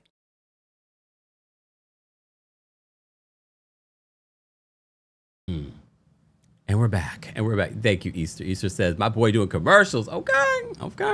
Shout out to all the sponsors. We appreciate them. You know, I love me some Hulu. You know what I'm currently watching on Hulu? I'm watching The Testaments. If you guys are not getting into The Testaments, you should. It's such a good show on Hulu. But that's just me. All right, moving on. Guys, if you haven't already, be sure to like the video. It's an easy, free way of supporting not just my channel, but other channels as well. It's a warm, hot day here in New York City, so make sure you're staying hydrated and staying cool, which reminds me, let me take a sip. And don't forget to vote. Don't forget to vote. There are elections, local elections happening today. All right. Let's get into this other story. Speaking of, since you were talking about Real Housewives of Atlanta, I do want to briefly talk about Humble Brag. You know, I love the Humble Brag podcast. I don't love when they have guests, but this was actually a really good interview with Camille Grammer from the Real Housewives of Beverly Hills. And Camille talked about a bunch of different things on this episode, including Kelsey Grammer and how he did her. Oh my goodness. Y'all know, you already knew the story because some of this already played out on Real Housewives of Beverly Hills on how he did her. He basically put her on this show so that he can go be with his mistress that he's still married to today. Anyway, so she talks about that in this new Humble Brag interview. She also talks about her time on Real Housewives of Beverly Hills. And it's always interesting to see the housewives, you know, Cynthia and Crystal talk about their experience, but we also get to hear Camille's experience. And some of us have always said, bring Camille back. And Camille has come back as a friend of before. She's had guest appearances. Even Crystal said, you know, getting Camille Grammer on this show was a get for the network because she really is in these circles on in California, in Hollywood. So they talk a little bit, they talk about that time. They talk about Morocco. She is saying what Vicky Gunvalson has said about Morocco. Because you know Morocco, the Ultimate Girls Trip that they filmed, we will probably never see the light of day because, you know, there's lawsuits. Caroline Manzo is suing the network. Brandy Glanville will no longer work with the network. So she talked about that on there as well. And she says, you know, she didn't see anything wrong with what happened in Morocco. She said they had a lot of fun. There was a lot of emotional stuff. She did emphasize, though, that she was not in the bathroom with whatever happened between Caroline and Brandy.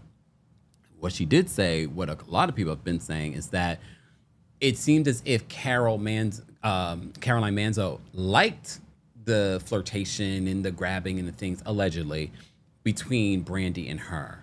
And some people speculated that that's why she threatened to sue, is because she didn't want that playing out on camera. That's a little bit of what she said. So if you haven't listened to the full interview with Camille Grammer, it was really interesting on Humble Brag. But she also talks about Dorit. They talked about PK in this, and Crystal said the same thing about PK. They was like, you know, PK actually, before he blocked Crystal, she said anytime that she was around PK and Dorit, they said that PK was actually really a lovely man. And they talked about the interview that he did recently, and they were talking about how he didn't dog out Dorit. He was just presenting his side of the situation. Danny says Kelsey Grammer is low down. He really is. Y'all know you know, one of the things that they mentioned, he's a Pisces. He's a Pisces. My facts keep coming to fruition. I'm just like, oh, and he's a Pisces. Shout out to the Pisces women. Pisces men, though, that's a whole other situation. He's a Pisces. And you saw how he did how Kelsey did Camille and how he got a divorce from her. He was low down. Ain't no good gonna come to you, Kelsey Grammer. Jermaine says, don't do it, Kel. I'm just giving you the example, okay? Just give you the example. But this is what Camille Grammer had to say on the Humble Brag podcast about Real Housewives of Beverly Hills and Dorit. Are you watching the show now? Yeah, are you watching the season? You know what? And unfortunately, I found the last couple of seasons redundant and boring. Mm-hmm. Okay, and we've heard... You know what I like about Camille? She won't deny the fact that she watches the show. You know, some housewives will try and play like, oh, I don't watch the show. Camille's like, no, I've been watching. About the Dorit storyline now for 3 or 4 seasons. Mm-hmm. And she has a way of reinventing this, but I don't know if it's her choice or Bravo's choice to keep it going. But I like to see something spice it up a bit more. Okay. And I think that Amanda coming in is a really interesting choice for this. Yeah. Very interesting. I wasn't sure at first when I was watching her if I was going to enjoy watching her on reality TV, but she definitely is a lightning rod that spices things up a bit. I think whatever, you know, whether it's edit or it's her, I think she's shifted people into seeing a different side of her that makes her more interesting and enjoyable to watch. Because I think during the season, it was kind of one note. And I think that's whether it's her, like, you're not sure whose fault that is. But I think she's a very interesting character and she bothers them so much. Which is my favorite part. Well, there was such a clique. They'd be working with the same ladies over and over again. You know, they became a clique, our group on Housewives. I was going to say, when you were on, was it cliquey? Yes, it became very cliquey. There was a group when I was filming again. The Fox Force Flunkies. A friend, I think 7, 8, was it 8, 9, and like 7, 8, and 9. I think I was under contract with season 9 and season 8, I found that there was a group of ladies that really had each other's back, and they called themselves the Fox Force 5. I don't know if you remember that. I do. I came in. Weren't you involved with that? Like towards the end of that? So I came in. I never felt, because it wasn't the whole 5. Okay. So I came in because Teddy put my name in, because I knew Teddy through other people, through Mommy and me. We were never really close, but. You know what thought I had when she mentioned Teddy here? I was like, wait a second. Teddy, you know, has been going through her health stuff. I saw that she recently said that she started dating again. And I thought to myself, and you know I'm not a Kyle stan. Calm down, calm down. I'm not a Kyle stan at all. I'm not even a Kyle fan. However, I thought to myself, I was like, maybe we should have been giving Kyle a little bit more grace, because during this season, wasn't Teddy going through all of her health stuff still? You know, and that's her actual one of her best friends. Kyle's best friends is Teddy. So I was like, oh, well, you know, and she didn't even bring that up as an excuse at the reunion. We knew of each other for sure. And then I remember when I walked in, that's that group. Who was the Fox 5 again? Lisa, Renna, Kyle, Erica, Dorit, and Teddy. Right, yeah. okay. I knew because Teddy had issues, the fact that they let her go and they brought me on. And that was not both of ours intention. I thought I was going to go in with her. I knew I was never going to be part of that group. So it felt very much like you're going to be like, not you. It was just an inherent feeling of they're not going to welcome me. I wonder if Crystal, do you guys want Crystal to come back? I don't want Crystal to come back to Beverly Hills. Just because I don't feel like Crystal can be herself with these women. You know, and I don't feel it would be authentic. But I wonder if she wants to come back, and I wonder if she did come back, what that would look like, especially now that she's sort of been distanced from it and has spoken to so many different people that have been a part of it. I'm sure she would navigate it a little bit differently. But I part of me doesn't want her to come back, especially with this current group. You know what I mean? Because they lost one of their friends. Yes, and Kyle wanted Teddy on the show. Yes. I mean, they're best friends. Yeah, of course. Yeah. But that was sort of the dynamic I walked into. Shout out to our friends over at No Chaser TV for the clips. Guys, if you haven't already, be sure to like the video. We're almost at 500 likes, but we have over 1,200 of you here for our Tuesday takeover, where we cover a variety of hot topics, reality television news, and reality television. Let's get into the Real Housewives of Rhode Island. Let me just make sure I covered all the things that I wanted to cover first. Please hold. Let me look. Yeah, talked about that. Oh yeah, let's talk about it. Let's talk about Real Housewives of Rhode Island. We're on episode 8. I don't think it's a very long season. We already got the mid-season trailer, so I'm thinking it's probably like 14 episodes, not including the reunion. They've been renewed. If you missed it, I did talk about that during one of the previous recaps. Real Housewives of Rhode Island has been renewed for a season 2. At the top of this episode, Alicia is probably my fave. I just can't help it. For me, she's light, fun energy. You may have seen that Alicia posted on social media, and I talked about this in a previous video, where it seems like something might be going on with Alicia. Something might be going on with Alicia and Billy in regards to money. I don't know if I have maybe No Chaser has it on their account, because this happened last week. I definitely think it was on Bravo's Snark site. Let me see if I can look it up really quickly, because I think it's worth mentioning, because I'm a little concerned for her in regards to her relationship with Billy, because remember, her biggest issue for not marrying Billy is because her name is not on the house. She's in fear of, getting kicked out of this house like her mother did. Her names are not on any of the businesses. This is what led us to get into a whole conversation about she needs an FU fund. So Alicia posted on her Instagram stories this. She says, asking for a friend. Do you think if it's okay if your spouse takes your money and pays bills without asking, and you never see your money or your check? And a lot of people are like, spouse, she's not married. I think she's just putting it out there. And remember, they've been together almost 10 years. She probably looks to him as her spouse. Come on. I think she's talking about Billy here. I don't think this is a rhetorical question, or the way she might say it, rhetorical question. So she says that. And then she says in another Instagram story, asking for a friend. Do you think it's normal for someone to put your face and use your image and story for a business that you don't see a dollar from?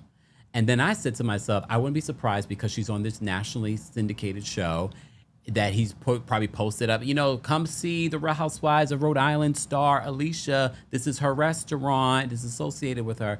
I think she's talking about that man. Our friends over the Bravo docket said in the comment section of this post saying, no and no, signed a lawyer. So I'm concerned for Alicia. So at the very top of this week's episode, we see Alicia and Billy in the car. She's very nervous to drive on highways or across this bridge, but she's got to go pick up her daughter because Billy can't do it all the time. So before she even gets in the car, she's like, it's a 4-leaf clover, Billy. This is a 4. He's like, it's a weed. It's a weed. No, it's a 4-leaf clover. Kill her. So she says she's scared to drive across this bridge. Alicia says, there's certain things that she needs when driving. She has to have her crackers in case she faints or feels faint. She needs her peppermint oil for focus. She needs her rose water her rose water spray to wake her up. I was like, to wake you up while you're driving? Okay. And gum and a good playlist.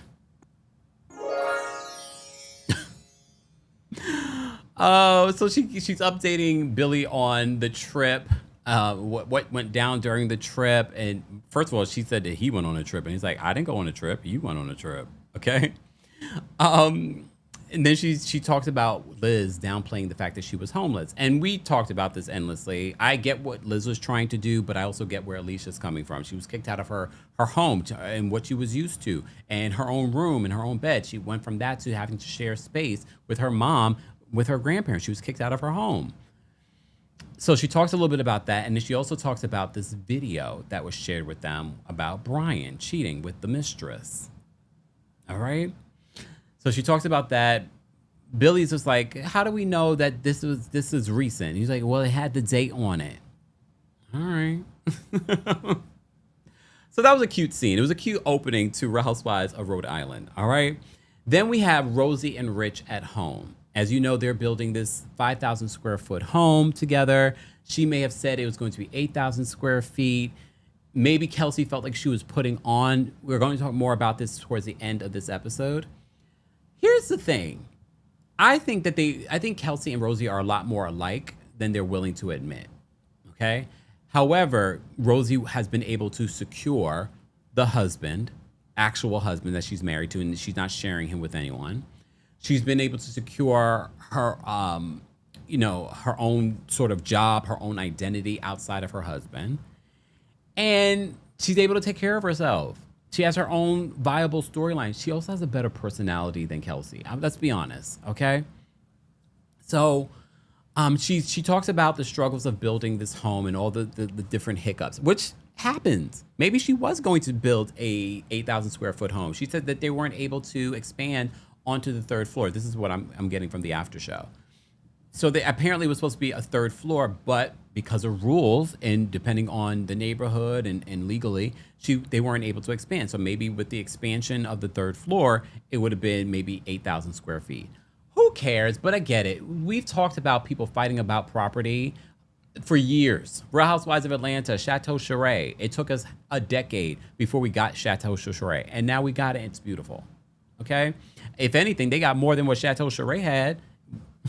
Okay? And I saw Andy quoted Nene on Watch What Happens Live over the weekend, too.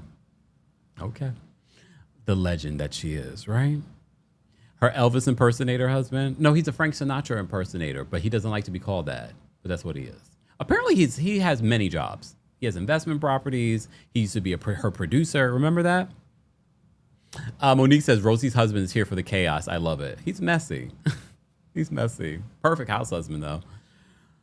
So they talk about the struggles of building out this property. I felt so bad for their little dog during the Kelsey and Rosie fight. Did anyone else feel? I felt like triggered for the dog. I was like, and I was looking at Rosie because you're so, that's your dog. You love that dog so much. I'm like, you're triggering this dog. I felt so bad for the dog during their argument at the end of the episode. So Kelsey, she then talks about Kelsey, her and Kelsey trying to work this out in Newport. and she agreed to have Kelsey come and see the property for herself, but also to come cut her hair. And this time she'll definitely post it. Okay, right? Fine. Look, and you guys will let me know in the chat how you felt about how Kelsey showed up with the bullhorn. And why did she have that though? That wasn't normal. Like, why did she have that in her car? You know what I mean? Like the sirens and the like, where did you get that from? Like, where can you buy that? Not that I want one. I'm just like you just randomly had that. As a Taurus, and Rosie's a Taurus too, I kind of cringe too, because the last thing that I would want at my property was someone to come over there. Already, the neighbors hate the fact that we're filming. Now you're coming over here making noise in the neighborhood, making a big to-do. As a Taurus who's very private, and I know she's on a reality show, part of me would have been like, what are you doing? Stop. But we'll get there. All right. Speaking of Kelsey, we get this scene with Kelsey and her sister and her mom at her new apartment. So Kelsey has moved out. Apparently she moved out right before the Newport trip. All right. She says that she's happy for some assistance because she's so used to having a driver. She's used to having the housekeeper. She's used to having the chef. Word on the street, and Kelsey said this in the recent Biofiles interview, word on the street is that Kelsey and this man broke up 2 years ago. But she wanted to bring this because this is a better story as her story for this reality show. I believe Rosie. I believe those rumors. Anyone else? She's definitely fallen from grace because, yeah, I think she's always had this apartment, and she moves into this apartment. We see her mom and sister trying to help her put together this bookshelf or something like that, and she says, you know, I need help because I'm so used to having the chefs, this and that. And I get it. This makes a better story for producers. This wouldn't be the first time. K. Michelle talked about this on the Jason Lee interview, where you're switching up your storyline. She basically told on herself, K. Michelle. You're switching up your storyline because you want to be interesting. You don't want to be a friend of the show. You want to be on the show. So you're going to do whatever it takes to secure your spot on the show. Okay? Here go Way of Keys. Way of Keys says, Rosie's lying about her lavender marriage, so why can't Kelsey lie about her current situation? This is why I said they are more alike than they are different. Yeah, the OMG says that the rumors were on Reddit about Kelsey. That's where I saw it first. It was on Reddit about Kelsey and this relationship being a farce. Like they had broken up a while ago. 2 years ago. Well, we find out more later in regards to that relationship. So Kelsey brags that she isn't paying the rent. She's like, I'm not paying the... Pay attention to how Kelsey talks. She's like, I'm not paying the rent. So they're like, who's paying the rent? She's like, my ex. You telling me your parents, your sister and your mom wouldn't have known this? I think they're just playing along because they also knew that this relationship ended a while ago. Flip Virgo says, I believe Rosie. I believe Rosie too. Miss Brown Sugar says, I believe Rosie too.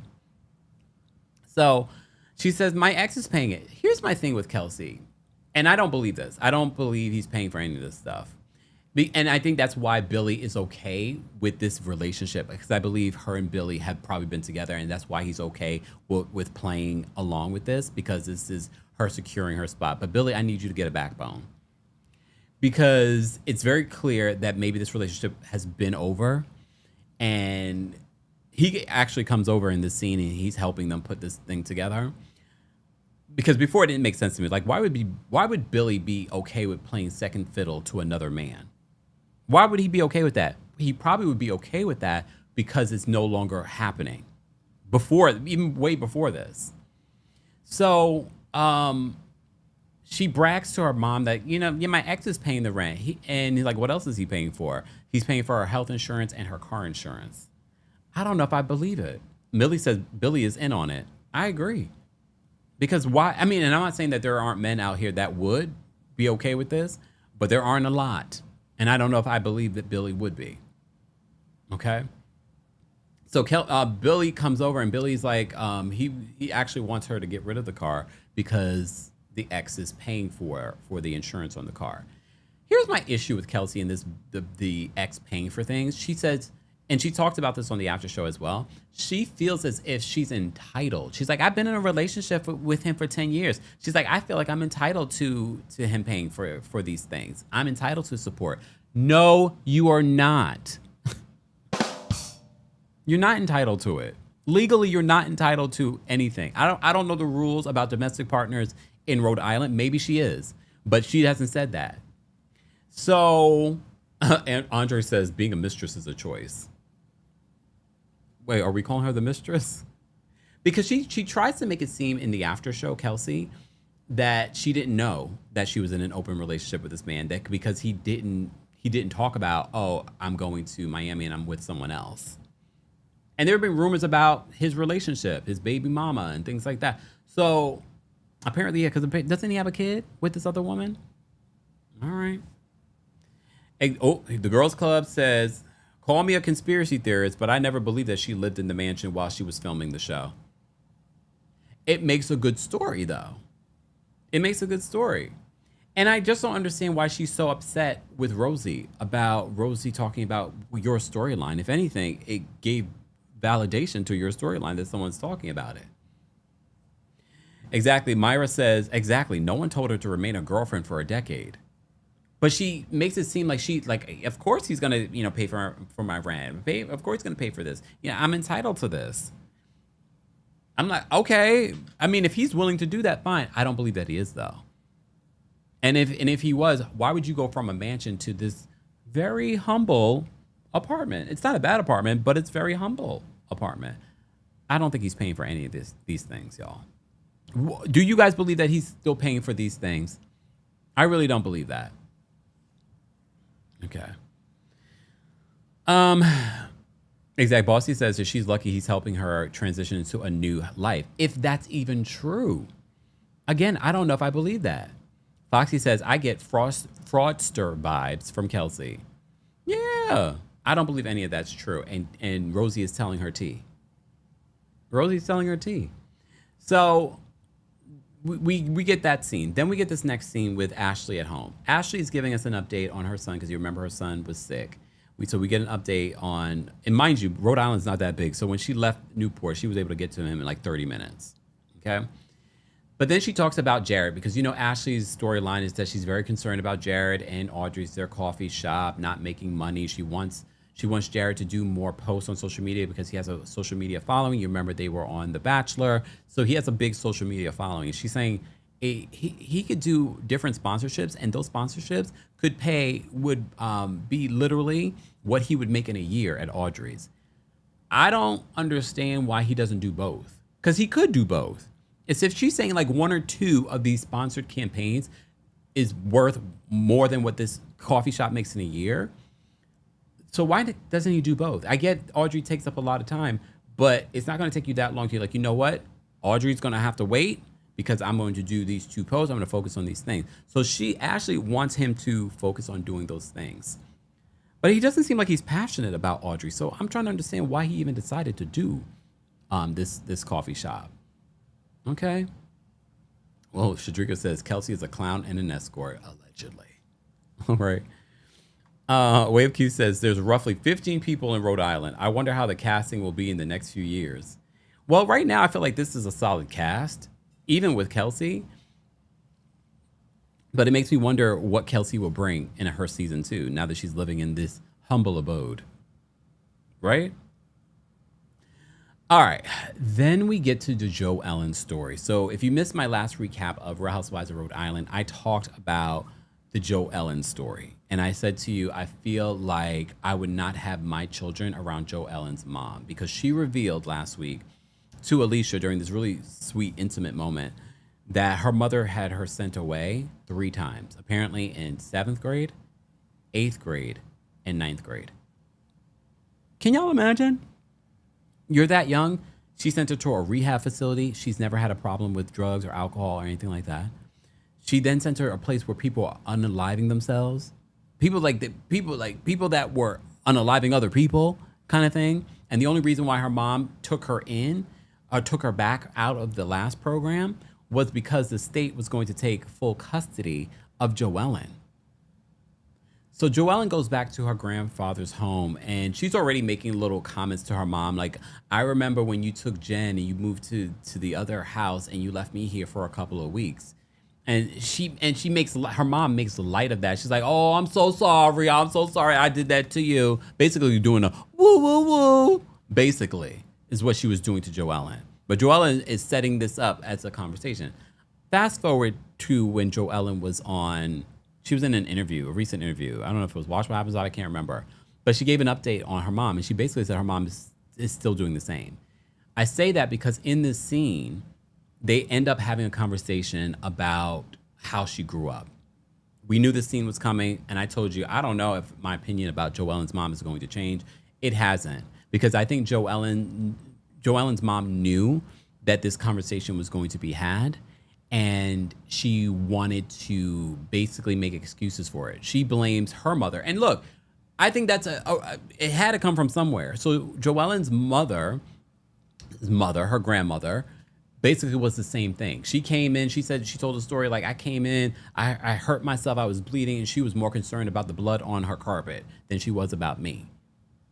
So she's like, she makes excuses for why she's the way that she is now.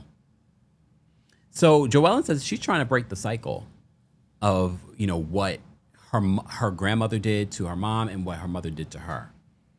She says that her mom wasn't very nice growing up. She says that she isn't, and because her mother wasn't respectful and nice or kind, she says that she's not that way. And that's why she's trying to break the cycle with her kids. I don't get that vibe from Joellen. Yes, we see Joellen be a little mean-spirited on this show, but we've seen worse when it comes from Housewives. I don't look at Joellen and think, oh my gosh, she's like her mother. You know what I mean? And I know she's making an effort to not be that way. But even when she's not around her children, I don't feel like she's like that with other people. I still see sweet and kind. But you know what? She probably doesn't see herself as sweet and kind or breaking the cycle or being respectful, because her mother probably has always said and put into her, you're not kind, you're not respectful, you're a terrible human being. So she probably doesn't even see what we probably know. I'm not saying that she's the sweetest person on the show, y'all, but I don't see her as bad as she's voicing to her mother in this scene. Anyone else? I don't see her that bad. But that's me. Maybe y'all do see it. Let the ruler situation go. So she says this to her mother, and she's like, I'm trying to break the cycle. So Joellen's mom says that Joellen lied about being with boys and things like that, because she was like, how was I a bad child? And she's like, well, you were lying about boys and things like that. And she's like, that's what kids do.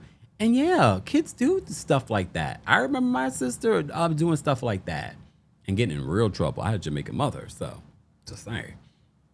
So, but this was normal. My mother didn't send her away. She didn't send her to 3 different facilities, giving away partial custody. Okay.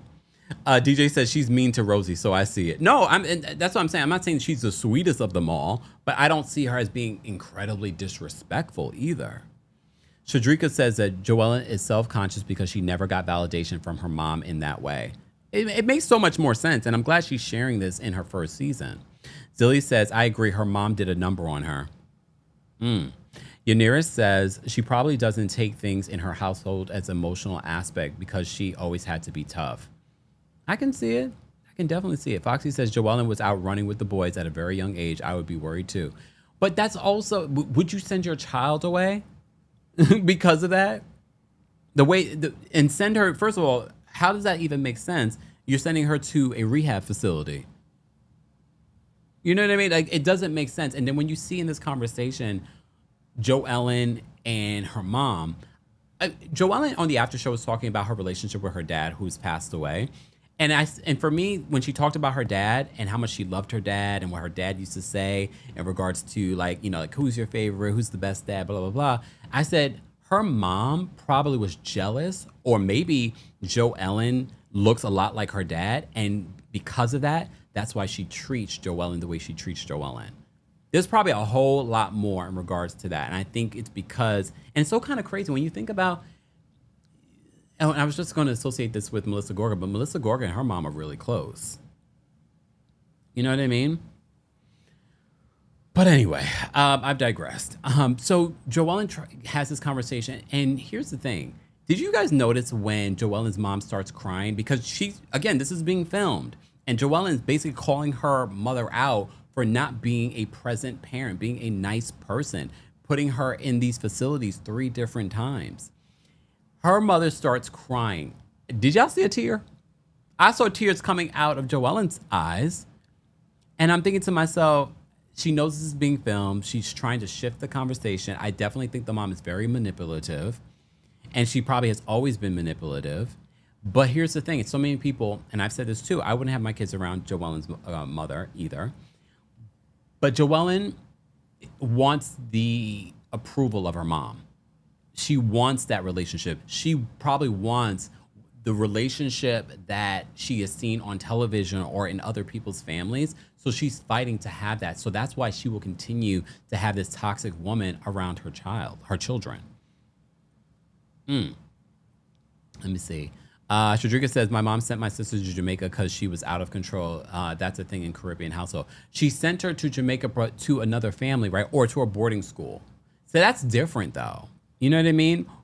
That's different than sending someone to a facility for drugs, sending someone to a facility where there are people unaliving themselves, which could be more traumatic. Mara says, the mom is a narcissist. That's it. RC says, the tears looked very crocodilish to me. Rewatching, I was like, I don't know how much I believe this. Lakia says, the mom crying, I was like, stop. I have said get out. V Life says, yep, I said Joellen must look like her dad. Her sister is her mom's twin. But her sister has gone through things too. I think the mom can't help but be toxic. So Jen too has gone through things with her mom. But I like the friendship between Joellen and her sister. But she said that, they've had their rough roads, but as they've become adults, they're actually really close. Savannah says, very manipulative. I watched that scene and I was thinking to myself, I was like, oh hell no. Oh, hell no. All right. Then we have this scene with Liz and Dolores. I just wrote it in there so that just as a timestamp. We have Liz and Dolores. They're creating because Liz is the queen of weed and she has her own cannabis company with her husband. So her and Dolores are working on this gummy for women with menopause. And she points out that Rhode Island has officially said that menopause is something of concern and blah, blah, blah. So fantastic. But it was such a non-scene with Dolores again. And I heard that Dolores is not going to be at the reunion. Fine. She's not needed. She's not needed at all. She's brought nothing this season. And I'm sorry, Dolores. I always hear that Dolores is a lovely woman. And Liz has said that Dolores has been fantastic. She's helped her navigate this world of Real Housewives. And I've always heard that about Dolores. But I had to call a thing. She's brought nothing. Gemini Green says, yes, Dolores consistently giving us nothing. Lord. DJ, we've heard not just lawsuits. Isn't he facing like criminal charges, Dino, Liz's friend? I don't know. Apparently a part of the mafia, allegedly. Kai says, thank you, Dolores, not at that reunion. Let's get to a couple of other things. Rula hosts Alicia and her her fiance, over their home. So this is what stood out to me. Rula has been missing in action. She didn't go on the trip. Rula in the after show expands on her health issues. Rula clearly did not want to go on this trip. I believe she did not want to go on this trip because Rula wanted to keep an eye on Brian. That's why I feel, because she really doesn't like. What are they going to do? Talk about Brian? She will just be like, I don't want to hear it. I'm fine. We're fine. I don't think it's because she didn't want to be with these women. I don't believe it was because she was sick. She says in the after show, she was at the hospital for 14 days. They were running all kinds of tests. I was like, she had all kinds of excuses. Last week, the way that they edited it, they were flashing. They were like, I have a headache. I did this. I couldn't breathe. And they kept on flashing like she was running down this long list of stuff. Millie says she's been sick. Look, at the end of the day, RHOA, I think, does, because of the children, because she doesn't want to get divorced again, because this would be the second time that she's gotten divorced. I don't think she wants that. Fine. But here we are. And I think the reason why she didn't go on this trip was because she wanted to be with, to keep an eye on her husband and to keep him at home. It's sad. Isn't that sad? So Brian's a little weirdo. I don't know. Like, was he just drinking too much? So they're all there having a good time. He's sitting there talking about, he microdoses Ozempic. He says, and then when he loses muscle mass, because like when you're on Ozempic, you can lose muscle mass. So when he loses the muscle mass, then he gets on a steroid. I'm like, okay. Then he says, he does a little Botox because Alicia says, I want to, get a little Botox. She doesn't know where to go. And he apparently in one of his businesses offers that. He's like, oh yeah, you can go there and I'll give you a discount. And then he doesn't tell. He asks RHOA, can I go to the bathroom? RHOA's got her hand around this man's neck right now. She's like, you're not going nowhere. So he goes to the bathroom, but comes back and apparently he had a foot emergency. And Alicia's so hilarious. Alicia's just like, I thought he went to the bathroom. But now there was a foot emergency at night? I guess things can happen. She's like, you know what? I maybe give him way too much credit. Yes, you do, Alicia. And I hope Billy's not giving you these excuses. They both funny looking men, but anyway, so I thought that was interesting. But Alicia has been tasked with bringing up this video to RHOA. And Alicia's just like, I can't do it. I can't. Why would they give this task to Alicia? Alicia can't do this. Alicia can't bring this information to RHOA. Brian comes back from the bathroom and he says he had a work call. There was a foot emergency. Okay, sir. Brian, if it's not the mistress that he's cheating with, it will be someone else. And RHOA is just looking the other way. And if you don't know what's going on with the mistress currently, Brian's suing the mistress for breaking an NDA. She's counter-suing him, saying that he broke the NDA before she did. Okay. Guys, you're just joining us. We're talking about the latest episode of The Real Housewives of Rhode Island. If you're part of the replay crew, I will be adding the timestamps later. I have a meeting literally in like 30 minutes, so I got to get out of here soon. So let's fast forward to the end of this week's episode. Kelsey goes over to Rosie's home. All right. So Rosie's already setting up. She invited her to the home to give her a haircut. She's going to make sure she posts it. But she's already leaving out the plans because she's like, she's talking about me not having a 8,000 square foot home. Let me lay out the plans to show her the 5,000 square feet that we're doing. So as she's pulling up, as Kelsey's pulling up, she's got this blowhorn. It's really loud. It's really loud. And she's saying, is it 8,000 square feet or is it 8,000 inches? As she's pulling, mind you, it's not like when she pulls up to the house. It's when she's coming down the street to the house. Here's the thing. I'm going to play devil's advocate. I'm going to twerk on the fence. It was a great Housewives moment. It was a great Housewives moment. In real life, is it cool? No. As a tourist, would I have liked that? No. I understand completely why Rosie reacted the way Rosie reacted. To be honest with you, I completely understood why she reacted that way. But at the same time, I also understood that in a Housewives moment, that's a Housewives moment. So I'm not even mad at Kelsey, to be honest with you, because part of me chuckled because I was like, oh my God, what is she doing? But then the real part of me as like, what in the embarrassment right now? My neighbors already don't like the fact that I'm filming. They already don't like the fact that I'm on this show. And now you're bringing attention outside of my house. Tauruses are notoriously private. Outside my house, you're making all of this noise and talking about my square footage. I don't need this trouble. Okay, I don't need this trouble. So I kind of understood where Rosie was coming from. But also, when you look at the history between Rosie and Kelsey, Kelsey has been coming for Rosie for a while now. And we're just like, why? What's your issue with Rosie? What is the real issue between the two of them? There really is no real issue. Poodle says, I thought it was funny. Stay Smiling All Day says, I immediately thought about Kenya. Kenya, more hair care. Lakia says, Kelsey would have been escorted out of my community expeditiously. But again, a great Housewives moment. T-Lux says, Kelsey got packed up literally. Well, she didn't pack her up immediately. So she's pulling in and Rosie looks really confused. She's just like, what are you doing? So she comes into the house and immediately they start talking. And Rosie's just like, I'm confused. Like, what's your issue with the square footage? Is it because I said in February there was going to be 8,000 square feet? But because things changed, she was supposed to get a third floor. It didn't end up getting a third floor. So she has the plans laid out on the table when she comes into the house. And she's like, oh, are these the plans? It immediately goes south. Like, we don't even get to snip a cut of the hair. It immediately goes south very quickly. OMG Steph says Rosie lives in an HOA neighborhood too.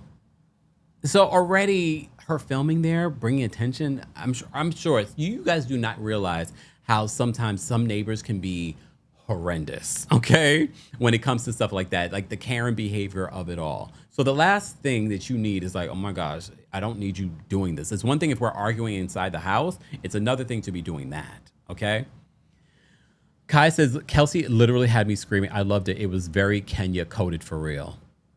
Yeah, I get it. Part of me gets it, but I also get Rosie's reaction. Also, Rosie's like, why are you so obsessed with me? Rosie flips on her in the house. She's like, what is your problem with me? Why do you keep, going there with me? Rosie then starts reading her for filth. She's like, you sleep with man. Well, this is after she kicked her out the first time. Okay. So she's like, you know what? You can just go. So she starts taking Kelsey's stuff out the house and escorting her out. She puts Kelsey's stuff outside her house. And it's just like, you can leave. Because she accuses Kelsey of her ex buying her pageant stuff. I believe it. What do you guys believe? Do you believe the ex paid for her to win? Because when you look at Kelsey, what's Kelsey's talent?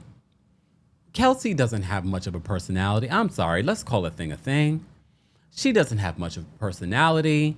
I can't admit, like, we've seen pageantry women on these shows. We've seen Ashley. We've seen Candace. We've seen Kenya Moore. We've seen pageant women on Real Housewives.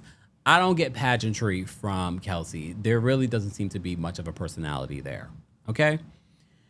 She gets kicked out. She's like, he paid for you to win that. That's the thing. These women know each other's tea and they're spilling it. Rosie, if you ever see this, someone clip it and send it to her. Please make sure that you're ready at this reunion. This is your moment to be the MVP. I already feel like people are now gravitating towards you. I've been gravitating towards you since the beginning. I don't understand why they don't like you. I still think you're tacky in regards to the dress, like how you dress. But anyway, Quad Mother says Rosie packed her up literally. It sent me. She took her stuff and she brought out Kelsey. Kelsey was trying to hold on to her stuff. She put her stuff outside. Kelsey was still talking and she shoved Kelsey with the door and locked her door. Producers tried to stop it.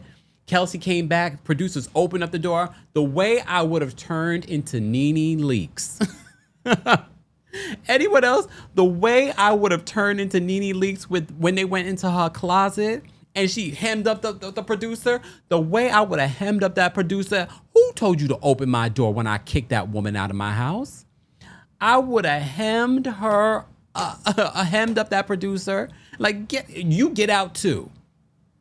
Because they open up the door back and Kelsey comes back in because she needs to clear her name that she won the pageant fair and square. And she's like, no, you didn't. No, you didn't. Everybody knows that you sleep with married men. Everybody knows you sleep with married men. You're a slam pig. So everybody's talking about slam pig. If you saw the preview for next week's episode, then you saw that slam pig situation of it all. She's going to come in. Kelsey's going to come in that she is a Mrs. Slam Pig. So for those that want to know what a slam pig is, I'm going to use context clues because I haven't looked it up. I'm assuming that meaning that she's sort of community property. Using context clues, I'm assuming meaning that Kelsey is community property. I've told you the fact that Kelsey lost her virginity at 14 doesn't make, I'm not saying that she is that makes her slutty in any way. What I'm saying is I feel like there's a lot of trauma. And the fact she got into this relationship with this man at 19, I feel like there's a lot of sexual trauma going on with Kelsey. And I feel like Rosie was telling her truth. Called her a slam pig, says that everybody knows that you sleep with married men, et cetera, et cetera, et cetera. Who do you believe? I believe Rosie. You can say a lot of things about Tauruses. We're not liars. You can say a lot about us Tauruses, but we're not liars. We just know the tea. We hold on to the tea. There's so much tea that I've held on to that I haven't shared about people and things, both personally, professionally, and in celebrity world. There's so much stuff that I have not said. But get me on the right day. You keep pushing a Taurus, it will eventually come out. And that's what came out. Called her a slam pig, said that she F's all the married men in Rhode Island. And Rhode Island is a small state. So they know each other's tea. Do I believe the tea about Rosie and the man at the network? I do. Rosani, thank you so much for the super chat. Rosani says, dabble in kink and the whole mistress vibe is starting to hit a little differently. His urgency to get back to her, making her a minority owner in his company. I don't know, y'all. Allegedly, of course. Rosani's talking about Brian, Rula's husband, on Real Housewives of Rhode Island. That is quite interesting, though. Like he's in love with that woman. Shadrika, thank you so much for the super chat. Shadrika says, Kempire, we like Rosie more than she liked that man. Right? You see her talk about her husband a little bit more favorable during the after show. But the way that she talks about him on the show, I'm like, here's the thing. What we didn't talk about, poor doggy. Rosie's doggy, and it felt like she wasn't even paying attention to the doggy. And I appreciate production keep on showing that poor dog. That dog looked traumatized. I honestly felt uncomfortable for the dog. Anyone else? Like, I appreciate this moment for Housewives history, but for us, I felt triggered for that dog. I said, oh, damn, that poor dog. Like, you're yelling and you're fighting, and the dog, I'm surprised the dog didn't bite Kelsey. Anyone else? I'm surprised that the dog didn't bite Kelsey. Just saying. Piggy says, hold on, Kemp. I've watched the Taurus lie real well. Well, tell me, do they got a Pisces rising? Look, just because I say a Taurus doesn't really lie, doesn't mean that there aren't Tauruses. Like, there's not an exception to the rule. You know what I mean? Poor Clemmy. Oh, look, oh, Lord. Savannah says she was triggered by the megaphone. That's true, too. Because, dogs can hear really well. Lakia says the dog was traumatized. That poor dog. The dog's eyes looked really sad, too, and scared. The dog went to her bed. I felt for the dog. I really, really felt for the dog. Shadrika says Clemmy never saw her mommy get crunk. Or maybe she does. Maybe she has seen the, Katia says poor dog was terrified under the table. I don't know. I think I probably would have told my dog to go somewhere else while I got this girl together. Oh, your nurse says my dog would have jumped in the middle. I'm surprised, but maybe Clemmy's a little bit more, subdued, which is a good thing. I'm not saying that the dog should have attacked Kelsey. I'm just saying I'm surprised that the dog didn't. Like, the stranger's in the house and my mom's yelling at her, pushed her out the door. Kelsey calling her a slam pig. I'm surprised she's not even barking. What a good dog. What a good dog. A mess. But it was a good episode. It's a good episode. Guys, I will add the timestamps for today's live. I did talk about all of our stories, including what's been playing out with Porsha, what's been playing out on Real Housewives of Atlanta. We talked about some pop culture stories as well. Welcome back to Tuesday Takeover. Despite one person in the chat making complaints that's been muted. Thank you, mods. Shout out to our King's Guards, guys. Be sure to say thank you to our King's Guards in the chat. We appreciate them. Thank you guys so much for the super chats, the Venmos, the cash apps, the people that support, the people that have joined our mailing list. Join our mailing list. I gave so many great, cool, intimate details of my birthday trip to Mexico City. You missed out on it, but maybe I'll resend it for the people that join between today and the end of the week. So join today, thekempire.com/join. Click the link in the description or click the link in the live chat that's pinned. All right, Tuesday Takeover is back. So thank you guys so much for being here. Thank you for the super chats as well. Shout out to our King's Guards. Shout out to our channel members. And of course, shout out to our subscribers. Subscribe today. You're missing out on a lot of content. We're almost at 575,000 subscribers here on the channel. All right. So shout out to you guys. I appreciate it. All right. I will see you all in the next one. Who knows when the next one will be? Probably the end of the week, our Friday live. All right. Thank you, y'all. I will see you all in the next one. I have a meeting to go to. I'll add the timestamps after. Okay. Dina says, as old as that dog is, probably couldn't hear. Say production put in those sound effects. Dina, stop. Oh, Kai, good question. Kai says, how would you rate this episode, Kempire?